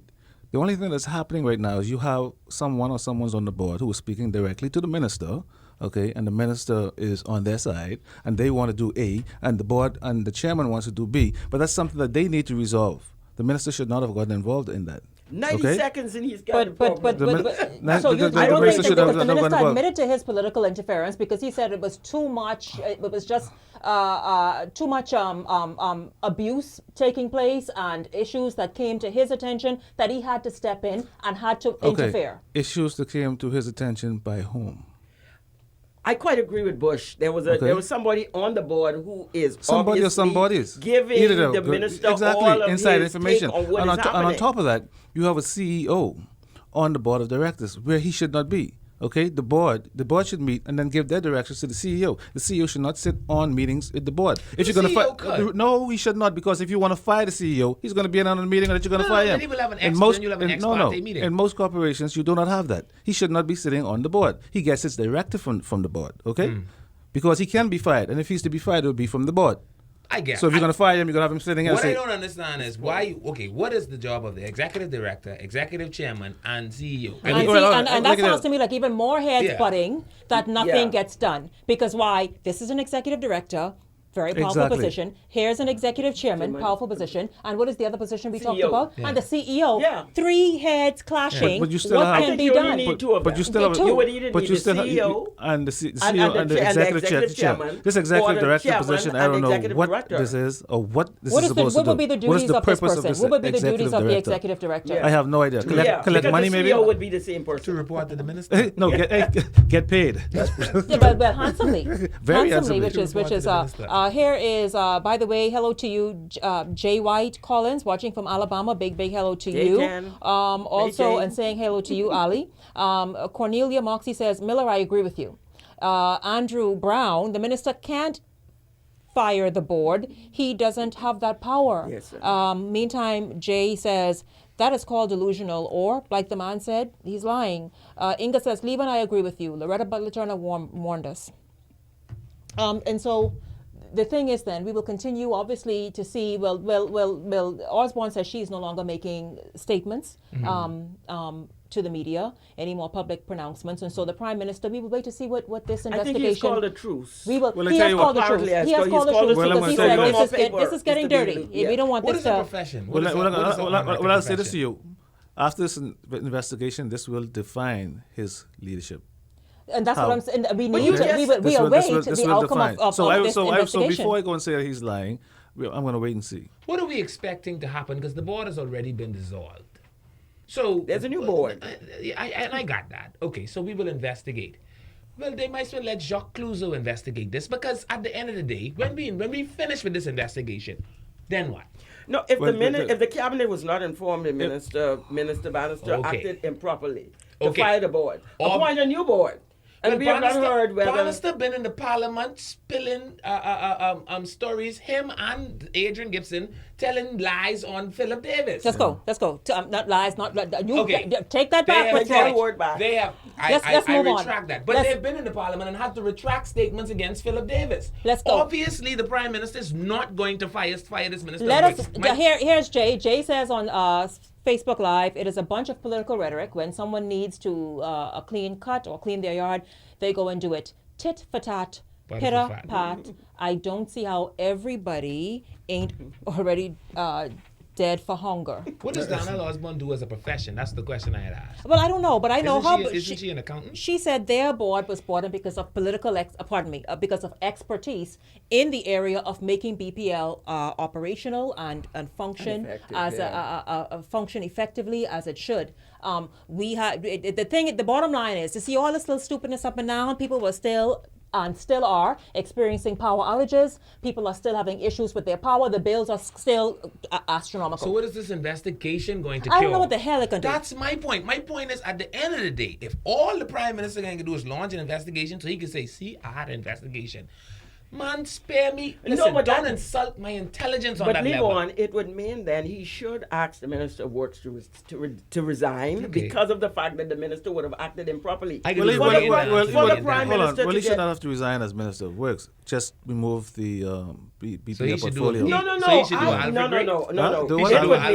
It would mean that the Minister of Works acted improperly if he didn't inform Cabinet about what he was doing. If he didn't inform the Prime Minister, it makes the Prime Minister now as egg on his face.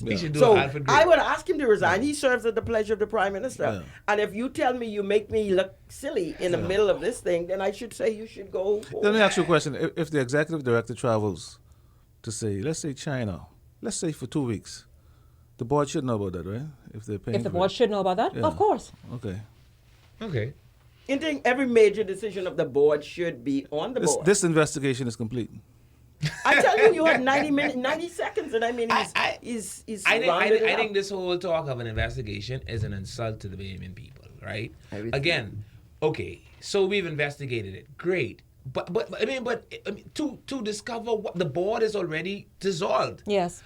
I don't understand what's the investigation? What's the purpose? Of course, there has to be an investigation because the minister is saying one thing, and then you have a board that has been dissolved. So the only outcome could be either the minister is correct after the investigation with his actions, or he is not. That should have happened before you dissolve your board, shouldn't it? Well, if you got information that this board, I guess the investigation is to prove that this minister was right in his decision making. And he had all reason to dissolve the board. Right or wrong? Right or wrong, yes. So then you're saying to me that all this is now then is a coroner's court inquest then? No, I'm not saying that. What I'm saying to you is the investigation will be done like I did in 30 seconds, right? And then you make a decision. You but say, the board is dead. So if you find out that the board was wrong, they already been punished. But if you find out the board was right, what do you do? No, but this would be about the minister. It's because about the Prime Minister said it's not to about those the board right persons now. who he met with said he was going to launch an investigation so that the complaints that they have made, whether they were right or not. Now the fact is, we are going to take a break. When we come back, we can talk about point. another minister, Jeff Lloyd. BUT has issues with him. BUT says they feel slighted and insulted, and of comments he's been making and decisions, etc., etc. We are going to look at that minister, and some of his public utterances, and how they've been settling, or rather, maybe not settling, with stakeholders. Stay exactly where you are. The conversation comes back right after this.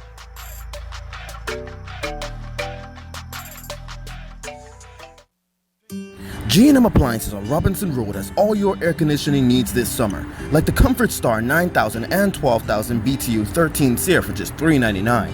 Or how about the Comfort Star 18,000 BTU just $599? Or how about the Comfort Star 24,000 or 36,000 at the lowest prices possible? We also carry a large selection of air conditioning parts such as fans, compressors, filters, capacitors, or any part you may need.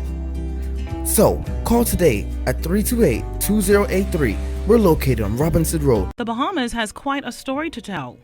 The sweep of its history and the distinctiveness of its people and culture weave a tale that captivates and fascinates anyone who hears it.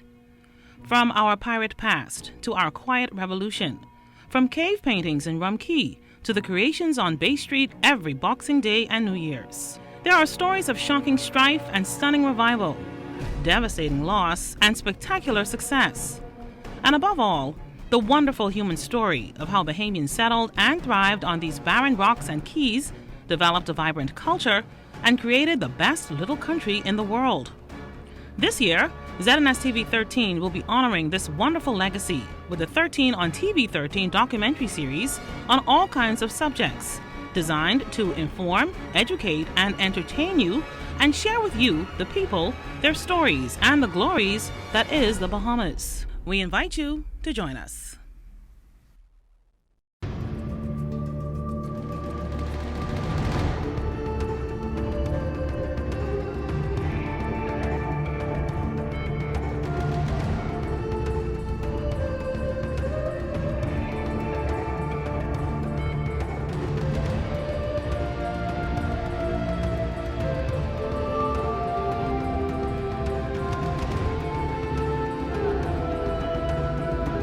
Minister D'Aguilar, now the Bahamas residents can fly or cruise free to the Family Islands. What are your summer vacation plans? I'm going to go to the Family Islands of the Bahamas to bring tourism back to our family of islands. And there's no better time than now with the 2 Fly or Cruise Free promotion, where all residents of the Bahamas can fly or cruise free to the Family Islands from Nassau. Let's go. Refresh, reconnect, and unwind in the Family Islands. For details, go to bahamasresidents.com today. 1540 AM, 104.5 FM plays all the Bahamian hits.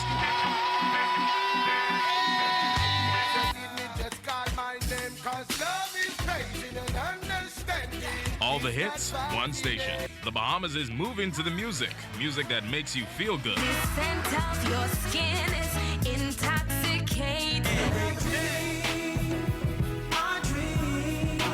Home of the #1 Bahamian music beat, 1540 AM, 104.5 FM, the People Station.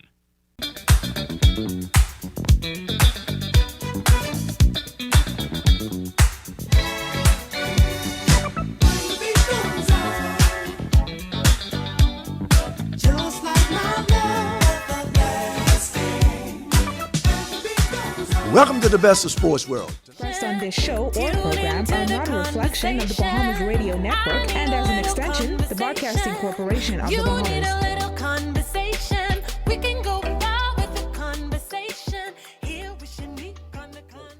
Welcome back to the conversation, guys. It is a Hot Topics Thursday. That's right, Hot Topics Thursday.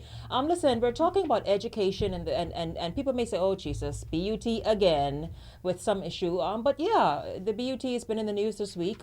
President Belinda Wilson says BUT feels disrespected by government. A whole list of things that is outstanding, perhaps from a number of seasons ago. Among them, the among them, teacher rectification. For example, many teachers for their confirmation, back pay, reassessment, reclassification, a whole lot of things. On top of that, you know, when the minister conducted school tours, the union was not invited. In fact, here's an excerpt from the article this week. The union has continually butted heads with education officials and in March threatened to take industrial action over several outstanding issues. Wilson said while some issues remain unresolved, the union is willing to cooperate. However, she claimed the union continues to be disregarded and pointed to the government's recent school tour where the union was not invited. On August 11th, the Prime Minister, along with Education Minister Jeff Lloyd and a delegation toured 4 public schools to review the ongoing school repair program. They went to tour the schools, and she refers to Section 8 of the agreement states that if the government is touring the schools, then the union should be invited. So obviously that was not respected. She says in this quote, "If you say that we are partners, if you say that we are working together, if our agreement says you should invite us on an official tour, then we expect to be invited so that when you are speaking with contractors, when we have to make the alternate arrangements or we have to look at alternate sites, the union will be part and parcel of that. But when you go and you do your tour, then you go on television and you pontificate, then the union has to react." And she goes on to talk about a whole number of other issues. She says, "What matters to me is we have an agreement that was signed by the government of the Bahamas, and the Bahamas Union of Teachers, and both parties should adhere to that." Meantime, though, Education Minister Lloyd said that the majority of schools throughout the country will be ready for the September 3rd opening, except the Eva Hilton Primary School, formerly the Oaksfield Primary School, whose students will be relocated to another off-site location while major construction continues. But Wilson is saying that she doubts that the schools will be ready. And she said the test will be when the teachers return to the classroom to prepare their classroom. And so there's a lot going on. Again, BUT feels disrespected that, you know, just a whole lot of agreements and understanding that have been in place for a while are not being honored by the Minister of Education. And she feels as though, listen, if we're going to do this thing right and do it together, and if we're going to be abreast of what's happening, then clue us in the way we have all agreed that we should be clued in. Your thoughts on what Belinda is saying? I quite agree. The fact that when we're talking about stakeholders, who are stakeholders? This delegation they were talking about, all stakeholders means the teachers has to be included. We have to, and I think Belinda Wilson stays on point with the matter of those teachers being compensated. People who do not know the level of dedication, the level of work, overtime, money the teachers put into getting their classrooms ready for the school year. Mm-hmm. That's why she insists that they must be paid, or those who are just contract workers. I don't know if we have contract workers.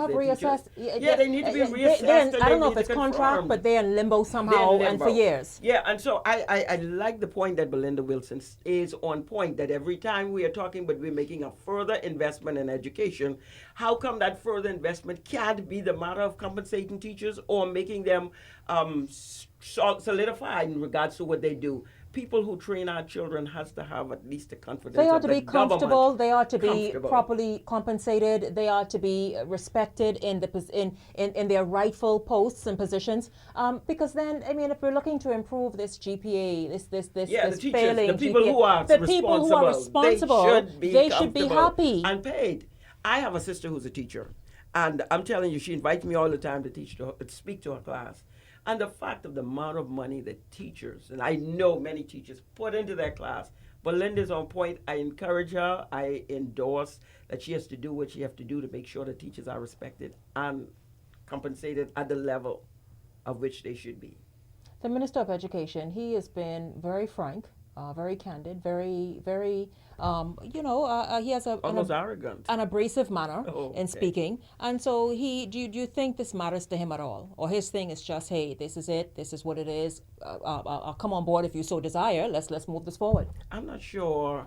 I'm sure he says it matters because he gets on, but he must remember, and he can't be chauvinistic because of the fact that there are more women who are teachers than men, and the president of the women's, the BUT is a woman.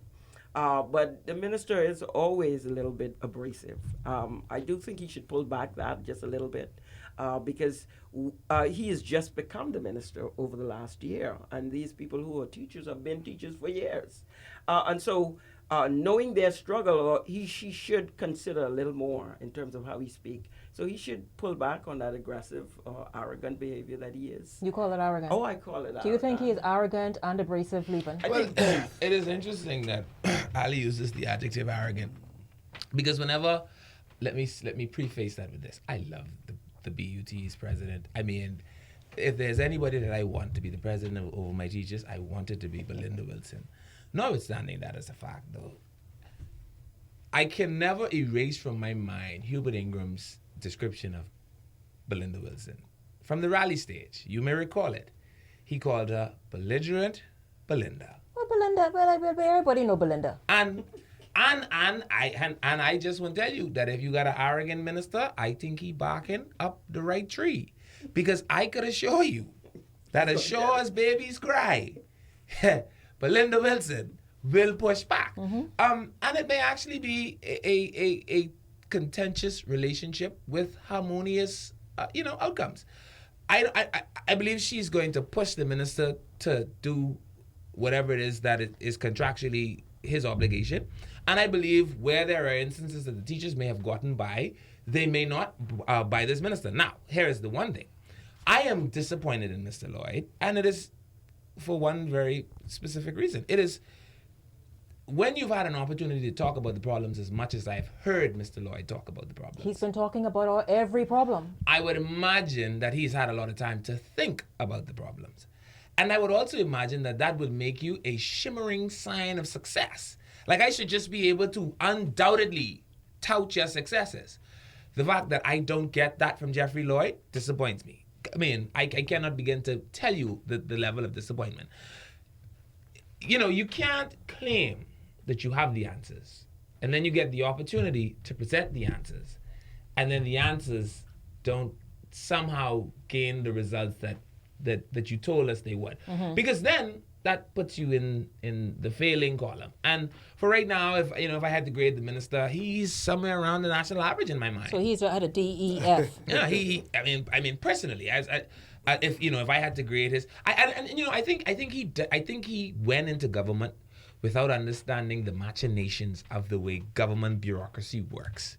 And you don't the only organization in the government that you could go in and drive the whip would be the military. He would make a great commander defense force. I'm not exactly sure. A great national security minister or commander of defense force. Yeah, I'm not exactly sure though if that apparent totalitarian kind of mannerism works in education. Would work along, and it's because teachers are very liberal people, and particularly these days, these younger teachers they're more artistically expressive, they're more, and they're smart. Most of them are people with, or they're well read. So most of them are people with master's degrees, and then of course there's Ali McIntosh pointed out that it's a lot of women in there, and there's the world is moving with this pro-feminist I'm every woman movement now, and so I just don't know if his approach will always sit well with them, but I believe he's got belligerent Belinda to deal with, and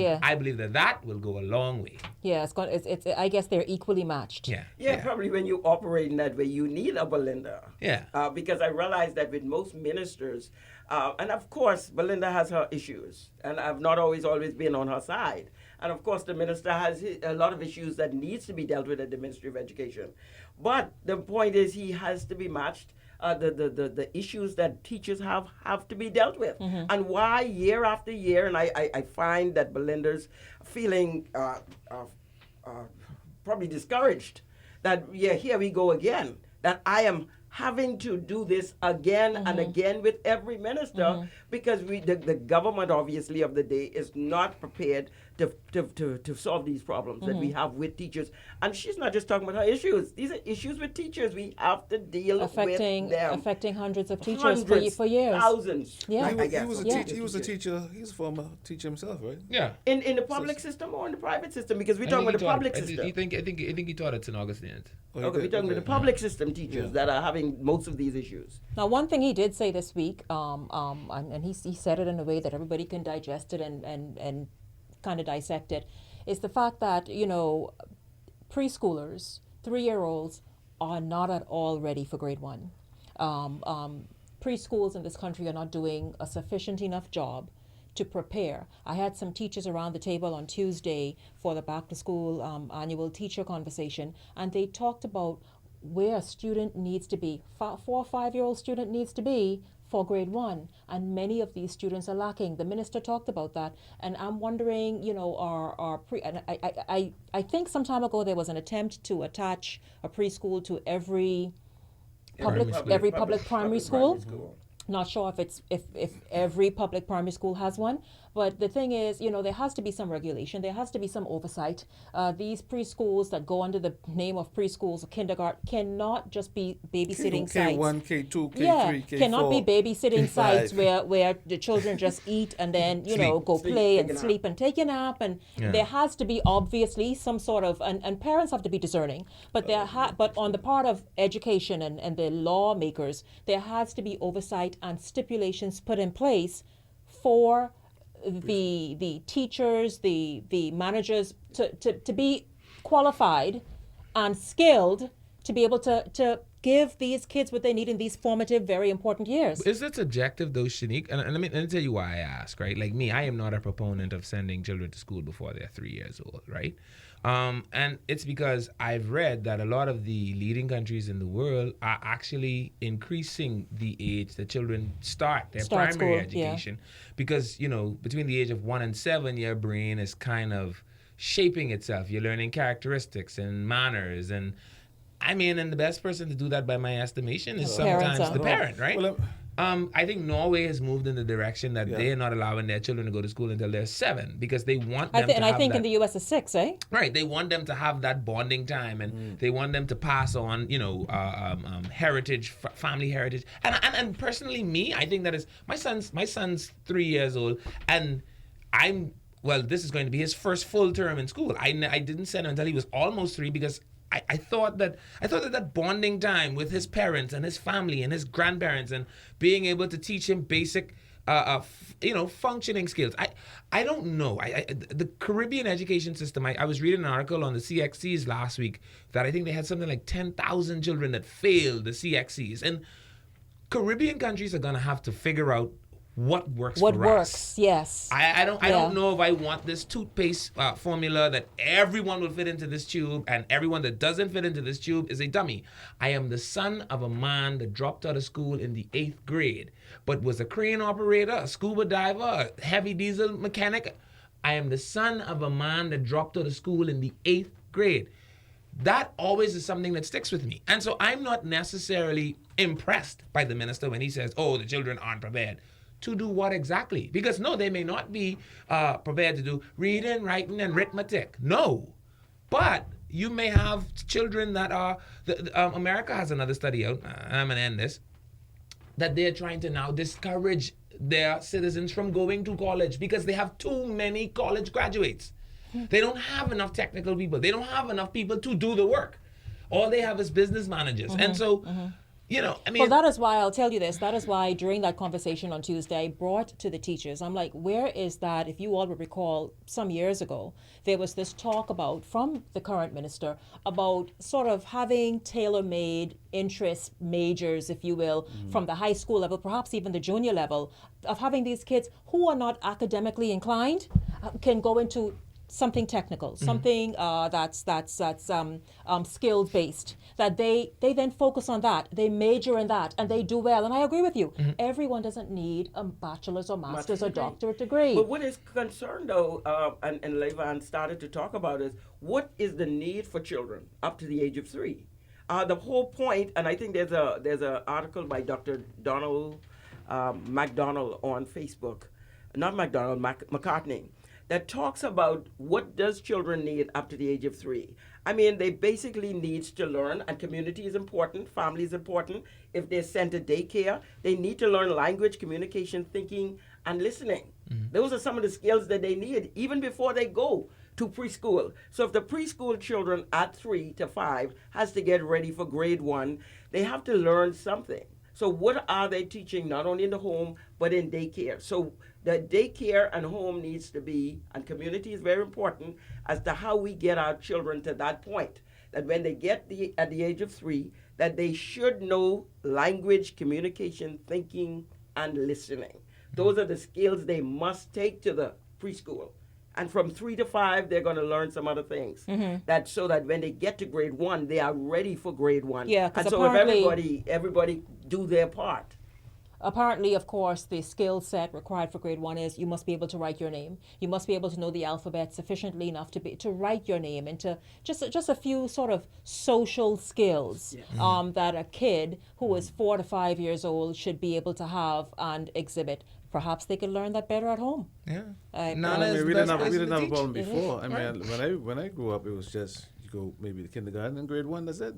You know, now they have K1, yeah, that's K2, a bit, yeah, K3. that's It's a little bit much. I think you put too much pressure on the children before time. So if the community, the family is part of teaching children those skills I said about language, communication, listening, and thinking, that to think, as you say, where do you live?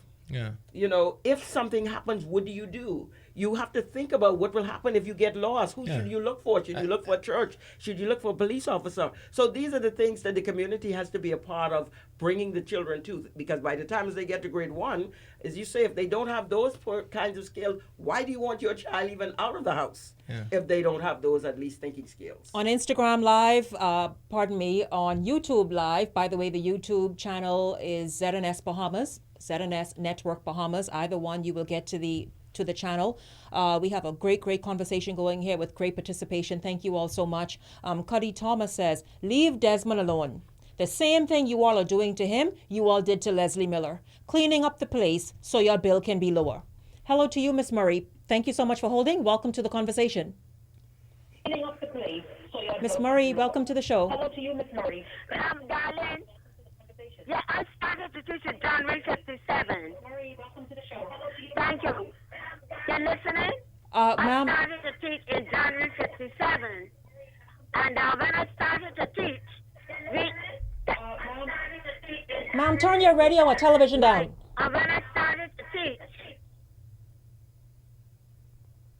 Ma'am, are you there? Hello? You're telling her. Okay, good. Margaret Elizabeth is telling her to please turn her television down, which is good. So here's Jay. Jay, of course, is watching from Alabama. Jay says, you cannot regulate that because the family has been reinvented. Family is not family the way you see it, with just husband and wife anymore. There are some kids that are growing up, they're siblings. I have homeschooled my kids and my son is 18. I understand that what you all are saying about the connection, but you cannot legislate families to that kind of restriction. That's why I let my son stay with the Grammy. Well, how about staying with you? Because my Grammy raised me, and you see how good I turn out. Oh, dear help. But it even ain't about, and I know she was responding to something I say, but it is not even about legislation. It's just about community, what we've always done. And as you say, because the family is almost reinventing, how does the children learn these things? But as you say, if they can stay with Nana, they can stay with Grandma, they stay with somebody. And I agree with you. I wouldn't want my child to go out of the house into that big old world at 2 and 3. And catch the flu amongst these other flu having children. They can catch the flu anyways. Miss Murray, you're back on the air. Thank you so much for holding. Welcome to the conversation. When I started to teach in January 57, we had class 1, class 2, and class 3. And the children had to pass class 3 exam before they could go to grade 1. And so they had a good foundation. And I think this is what the preschool is doing now. After preschool, you go to grade 1, you see? And yes, ma'am. By the time the child is 7, their brains are 3/4 developed. And so the psychologist told us. Miss Murray, are you there? I think we lost her. if you can call back, but we are overdue for a break right now. Stay exactly where you are. The conversation comes back after this.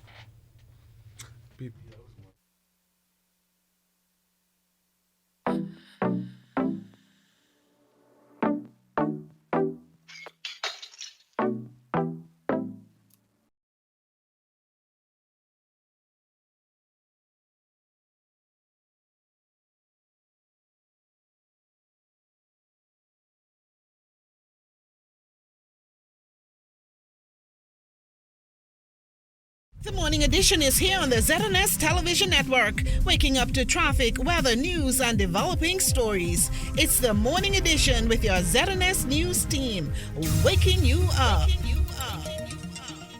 One of the things with Ill Ability's mission is to empower individuals to live life with limitless possibilities through positive interactions within communities worldwide.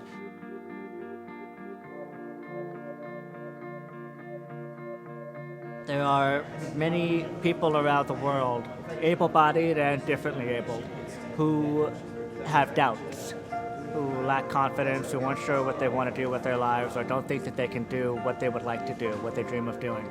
And we try to show them that if you have a dream and you stop making excuses for yourself as to why you cannot or should not pursue your dream or your passion, then there are no limits to what you can achieve. Like when someone sees my dance, I want them to see that message that no matter what obstacles they're faced with, they can always find a way to do it their own way.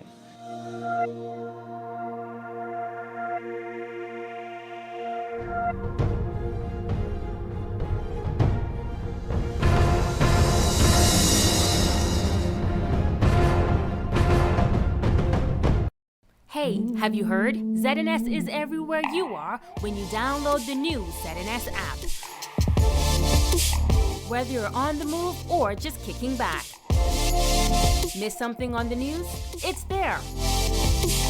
Want to keep up with a live update? It's there. Or just want to listen to your favorite station? It's there too. Download the app now from the App Store and Google Play Store. You thought it was the talk of the town, but get ready for more. More energy, more excitement, exhilarating, compelling, informative, educational talk on The Conversation. I'm Shenique Miller. Pull up a chair with a cup of tea and join me weekdays at 4 on Radio Bahamas, 1540 AM, 104.5 FM, and The Light, 810 AM for The Conversation. I'm excited to have you around the table.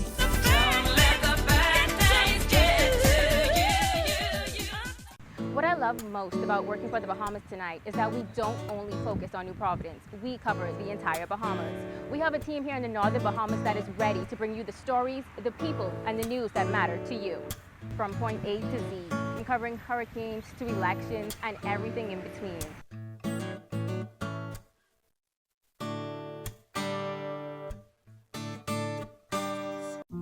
I lived in fear for my life. I lived in fear for my children. I lived in fear of how I'd provide for them. I thought that he would change when he promised he would, and I forgave him every time he said that he was sorry. I became devalued as a human being until one day I ceased to exist as one. Let's talk. Call the Bahamas Crisis Center's free 24-hour hotline at 328-0922. Sometimes a conversation can change a life. Take you there, yeah. Taking it step by step, living your best life yet, getting stronger and living longer. Oh, dear Lord. Welcome back to The Conversation. It's a special edition of Hot Topics. We weren't able to get through everything, but first I promised you earlier that I will tell you about my wonderful sponsors. Miden's Wholesale have tons of wonderful back-to-school goodies for you parents looking for great deals for your kids. The men white t-shirts that they put under the uniform shirts to be nice and cool. Everything, by the way, is at wholesale prices, and you get an additional 20% savings at the cash register. And so Miden's has the white t-shirts for men, the girls' knee-high socks, the sporting socks that everybody need to wear for PE. Also, the boys' nylon socks. Also, boys and girls' uniform shirts, girls' singlets, backpacks and totes, the Oxford geometry sets, and the Mead composition books. Okay? Again, everything is at wholesale price. That's right, you get it. You get the wholesale price and an additional 20%. Papermate pens and pencils, and you can transfer money and pay your bills at Mydens. Mydens is doing super things, great savings for this back to school season. They have 2 locations here in New Providence and 1 in Eleuthera on Robinson Road. The phone numbers are 601-3305, 326-7449. East Street South, 676-4435 or 325-4434. Lower Boogie Eleuthera, 335-2087, 699-5087. Mydens Wholesale, go visit them now and get things moving. We also being brought to you today by S&M Uniform. S&M, formerly the Uniform Center, is located on Marshall Road. And now get this, 50% off on uniforms for the following schools. 50% off. Super. C.I. Gibson, C.R. Walker, Donald Davis, H.O. Nash, Gerald Cash. S&M is also making it easy for residents in the areas of Carmichael Road and Marshall Road North and South, Faith Avenue and Pinewood Gardens. You all get an additional 10% savings. Now, the schools in those areas, Anatole Rogers, Prince Wills, C.V. Bethel, S.C. Macpherson, Bahamas Academy, Sadie Curtis, and Cleveland Eneas. Really super savings, 10% additional off at the cash register. S&M Uniforms, the phone number there, 361-0126, 361-0126. We also being brought to you today by GM Appliance. You heard it, Ali, what was it, 106 degrees? With the index, yes? 107 degrees. 107, super hot, guys. Well, GM Appliance has specials on ductless units, starting as low as $399. They install it, do everything for you. $399. The phone number there is 328-2083, 328-2083. We also being brought to you today by the Ministry of Finance. We also being brought to you by Almighty Computers. Almighty Computers is located on Market Street and East Street South, and they have mega sales daily. And some days, they have branded it DVD days. And on those DVD days, you get all movies for just $1. All movies for $1. We also being brought to you today by USA Flea Market. Hundreds of stores under one roof. I mean, who could beat that? Everybody been to Miami the last week? Boy, I hope you all went out there and clean up, right? Hundreds of stores under one roof. USA Flea Market is located on Northwest 79th Street and 30th Avenue. Money managers, they'll be stopping by next week to tell you about how to budget. But more importantly, they are looking to put smiles on the faces of Bahamian families by giving you great loans, hassle-free. You need to tune in and hear more from money managers and exactly what it is that they're offering and how you can qualify. Very easy to get your hands on some money in this back to school season. And Club One Fitness Center. Yes. I'm there 4 or 5 days a week. And let me tell you, I am getting this body tight. Absolutely. Hallelujah. My personal trainer, Sean Roll, is doing incredible things. But let me tell you something. Club One Fitness Center is there to meet your needs as well. Personal training, Zumba classes, spinning, TRX, whatever you want. Club One is the leading fitness center here in the country, and they have it for you at great prices. You have group workouts, personal workout, whatever it is that you want. Club One Fitness Center has it. And so thank you so much, sponsors. Really appreciate each of you. And so we're going to go around the table now and have a final comment from each person, 30 seconds each, if you can manage. I can. Is it all right for me to just announce? Yes, go right ahead. That the Josiah Institute was launched on the 8th of August. The Josiah Institute for Congratulations. Leadership and Public Policy. Our president is Dr. Sandra Smith. They can go online, the website, thejosiahinstitute.com. We are training leaders for good governance. So persons who are interested in going to governance, they can get their training. We have a course, Leadership for Interaction and Development. So any persons interested in leading can come online. Go to the website and let us know. The Josiah Institute that's right. for Leadership and Public Policy. I know Levon is going to get involved in these classes. Ali, that's your 30 seconds. Levon? I just want to say that name just make me think about one thing. Don't mind Livingston. Josiah is the JB. That's all I thought about just now. Thank you for having me here, Shenique. I thought we would talk about Grand Bahama because, boy, I really got some things I think about Grand Bahama. Oh, gosh, we just didn't even get there. Oh, boy. But, you know, if anybody was offended by me, man, don't sue me. I broke. Sue Shenique. She got plenty of money. Listen to me. You're going to have to not touch my... Don't come for my billions. That's all I'm saying. Don't come for my billions. Listen, how about a 10-second Grand Bahama, the whole Port Lucaya government purchase, putting down $10 million? Well, the woman is pregnant. They've bought the hotel. We've got to live with that now, right? So I wish them well. My advice to them, medical facility. Important. Very important. You're pumping in money there, $65 million. That is sorely lacking. No, make that a medical facility. So what about this? What about the? But hold on now, Levan. Levan, you know what? I can't even go in that direction because yes, for 30 seconds. Yes, ma'am. Well, Shenique, thank you for having me. Wonderful conversation today. The Bahamas Air was interesting. I'd like to encourage the Bahamian public to still patronize Bahamas Air. We're going to get it right. We're going to get it right soon. Very soon. Yes. And good evening. Yes, thank you so much, Bush. I love having you around the table. I'll have you again, of course. Please. On YouTube Live, Beryl says, why is it that the Ministry of Works wait until the opening of the new school year to begin patching and paving the road? Roads are very frustrating for motorists. Listen. Thank you all so much. Tune in tomorrow. The guys are back, and everybody asks for part 2 of this topic, and that is what makes a woman high value and when a man loves a woman. That's happening tomorrow. Thank you so much for tuning in today on all of the social media networks, for calling in, for your messages, all this stuff. Thank you very, very much. Stay close. The news at 6 is straight ahead.